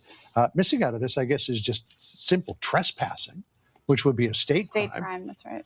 Yeah, that's right. And on the FACE Act, yes, it's known to be a law that is enforced in the abortion context. I don't think that's the issue. I think I don't know what the issue is. Maybe reach out to support. You're going to get that first response that's auto AI or whatever. Then usually if you follow up with it, you'll get a real person. Hopefully they can get, hopefully mention them on X too. And sometimes you get responses. I've gotten a few responses when I had issues.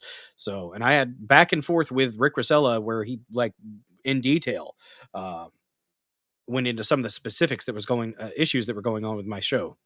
So, I mean, it works sometimes. But there is that big church piece of it. And if you remember the context for that, that was the compromise with Republicans back in the 90s when they passed this. There was this law.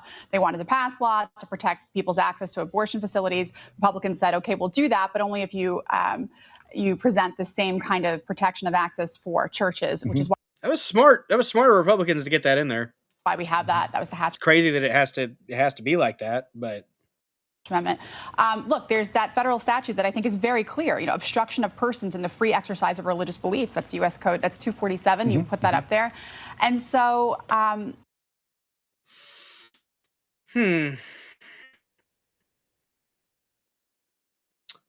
really want accountability. I really do.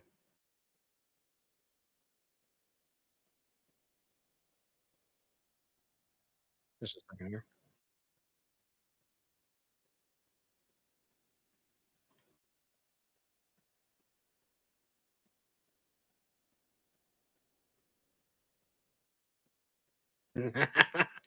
Oh. Babylon B coming in. Oh, Bondi. Here you go, Castro. Look. Babylon B calling it out. I appreciate it. Pam Bondi promises to prosecute Minnesota writers as soon as she finishes releasing all those Epstein files. Yeah. I don't know.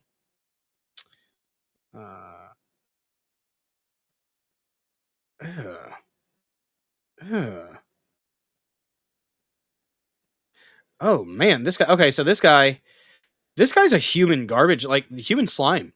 I don't know.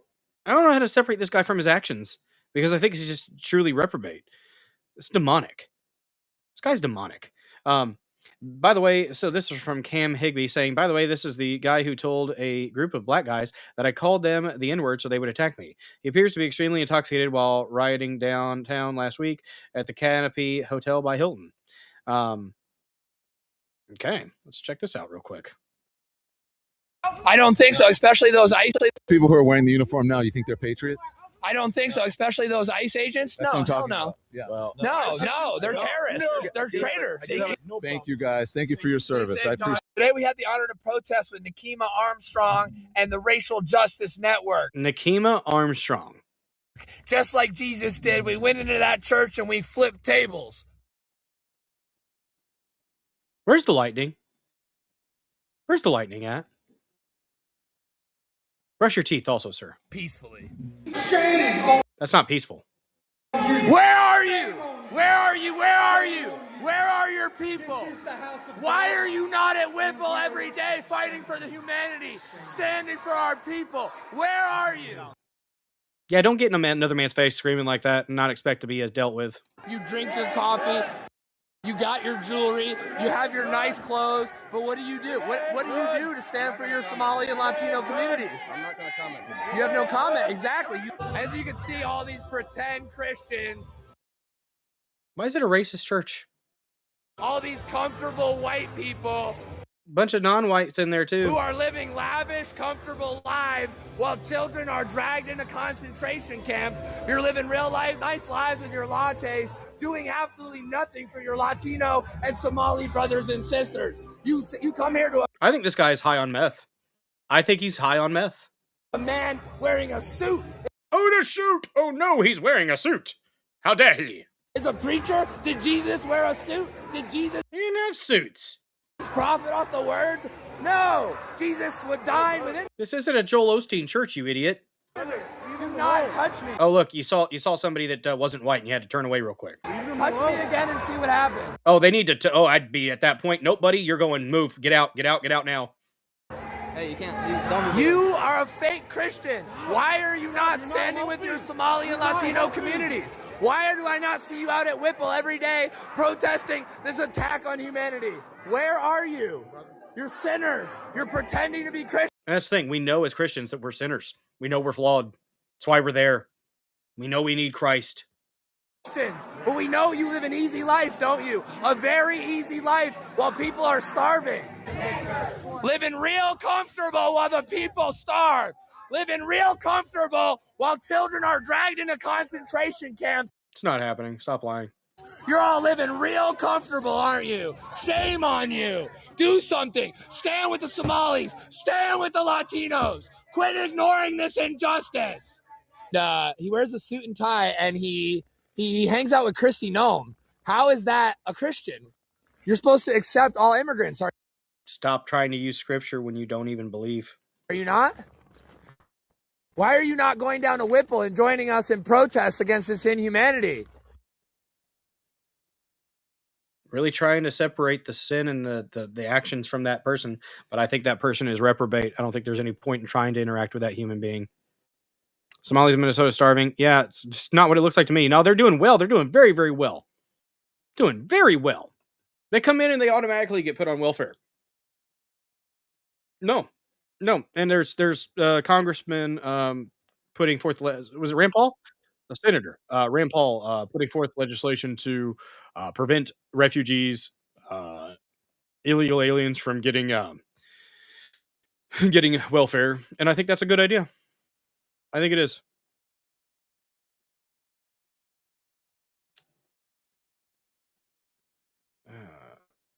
Yeah. This interaction right here. This interaction right here with Don Lemon and the pastor, where he tries to get indignant about being touched for a moment because he was getting closer to the guy and the guy put his arm out like, "Hey, I'm getting distance between you and I." That's what he was doing. That's what the pastor was doing. That's an instinctual thing. And also, he deserved a throw. What do you think of this? I mean, this is unacceptable. It's shameful. It's shameful to interrupt a public gathering of Christians in worship. So, but there were folks who will. I have to take care of my flock. Okay, but listen, we live in there's a constitution in the First Amendment to freedom of speech and freedom to. He initiated contact first. At that point, get away from me. Assemble and protest. We're here to worship. We're here to worship Jesus because that's the hope of these cities. That's the hope of the world is Jesus Christ. I want to be very respectful. Please don't push me though. Righteous rage. I said, boy, you want to see me push you? You want to see a push? I'll give you one. We're here to worship Jesus. Yes. That's why we're here. Yeah. Okay. That's why we're here. Okay. That's what we're about. Don't you think Jesus would be understanding No, Jesus would whip you. And love these folks. We're about spreading the love of Jesus. But did you try to talk to them as a no Christian? one is willing to talk. Okay. I have to take care of my church and my family, so I asked that you actually would also leave this building. You don't want us to unless you're here to worship. No, get out. You're here to worship. I'm always worship. I'm a Christian. Liar. You're not a Christian. 100% Don Lemon is not a Christian. We're here to, and you know what? You can't be a Christian. How can Democrats be Christian and love abortion? Yeah, it's one of their sacraments. This Church of Satan said it's one of their sacraments. Yeah, one, tell him to leave. He did. He's not. At that point, you can physically remove him. We're here to worship. We're here to worship. Okay. Thank you very much. I appreciate it. What do you think of this? I mean, this is unacceptable. He touched him first. Two, put hands on him and assist him. Yes. 100%. Yeah, you need to leave now. If you're not leaving, I'm going to make you leave. Very simple. I'm very good at driving. They call me Bulldozer for a reason. I'm really good. I got some oomph behind me. When I start driving you, you're gonna move. And I outweigh most people, about 235, 240. And it was crazy whenever I was in football in high school. I loved going against the big guys, giants, 6'3", 6'4" guys that are 400, 350, 400 pounds. It was always fun to go against those people because I usually made them look bad. It's hilarious when you see a short little fire hydrant sized fellow making somebody like that move, a mountain of a man. The complacency of the peace at all cost Christians will be the death of us. Like I said, we talked about righteous rage and how it's justified. Righteous rage and anger is appropriate. There's a difference between the anger that is righteous and of man. You have to be careful with those two, and you have to do reflection within yourself and pray on that. But in this instance, righteous rage, righteous anger is appropriate. Absolutely appropriate. This should be the one of the nails in the coffin for this right now is what just happened. It should be, but would, we'll see, I suppose. All right, well, we might not have gotten any raids today, but we're going to raid out because that's what we do. So we'll, oh, nobody on pill.net that I can raid. That's weird. I want to raid out on pill.net. Oh, setting a raid failed. Please try again. I do want to try again. Maybe if I do a refresh on pilled. Just do a refresh. See if I can do a raid after a refresh. We haven't gone 4 hours, so it hasn't cut me off. Nope, nobody's I can't raid anybody on Pilled. Sorry to the Pilled crowd. I usually like to raid out on Pilled and on Rumble, but it's not allowing me to do so. Sorry. I tried. Did a refresh and everything. Well, let's see who we're going to raid here on Rumble. And thank you to watching today. Thank you for liking, for reposting. Appreciate that. We've gone a little over 3 hours. I think that's a pretty good stream. I should be streaming tonight. Might not be as long of a stream as I normally do, but that is what it is. I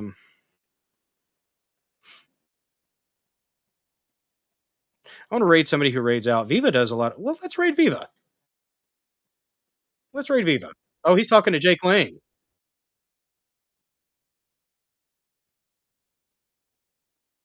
Oh, they just started. Let's go over to talk to Jake Lang. Jake Lang is the one that was assaulted. I don't agree with everything Jake Lang says. I think he's a bit of an ass. I think he's an instigator, agitprop. But that doesn't mean he should have been beaten. Doesn't mean he should have been physically threatened. And we went over this on Saturday, I believe, or was it Thursday or Saturday?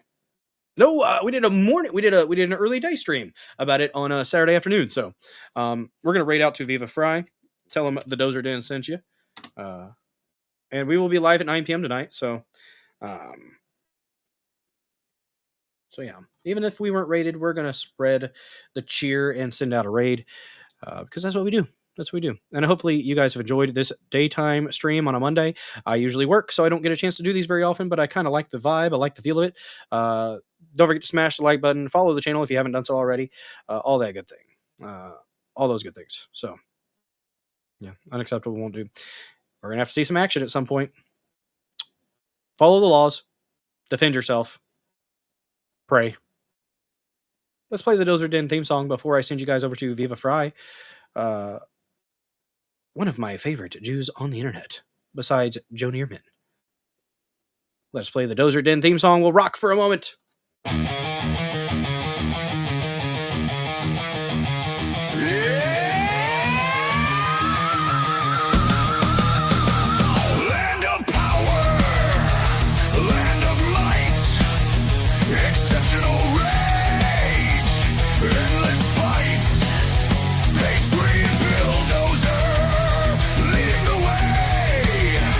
Crushing all foes, making them pay.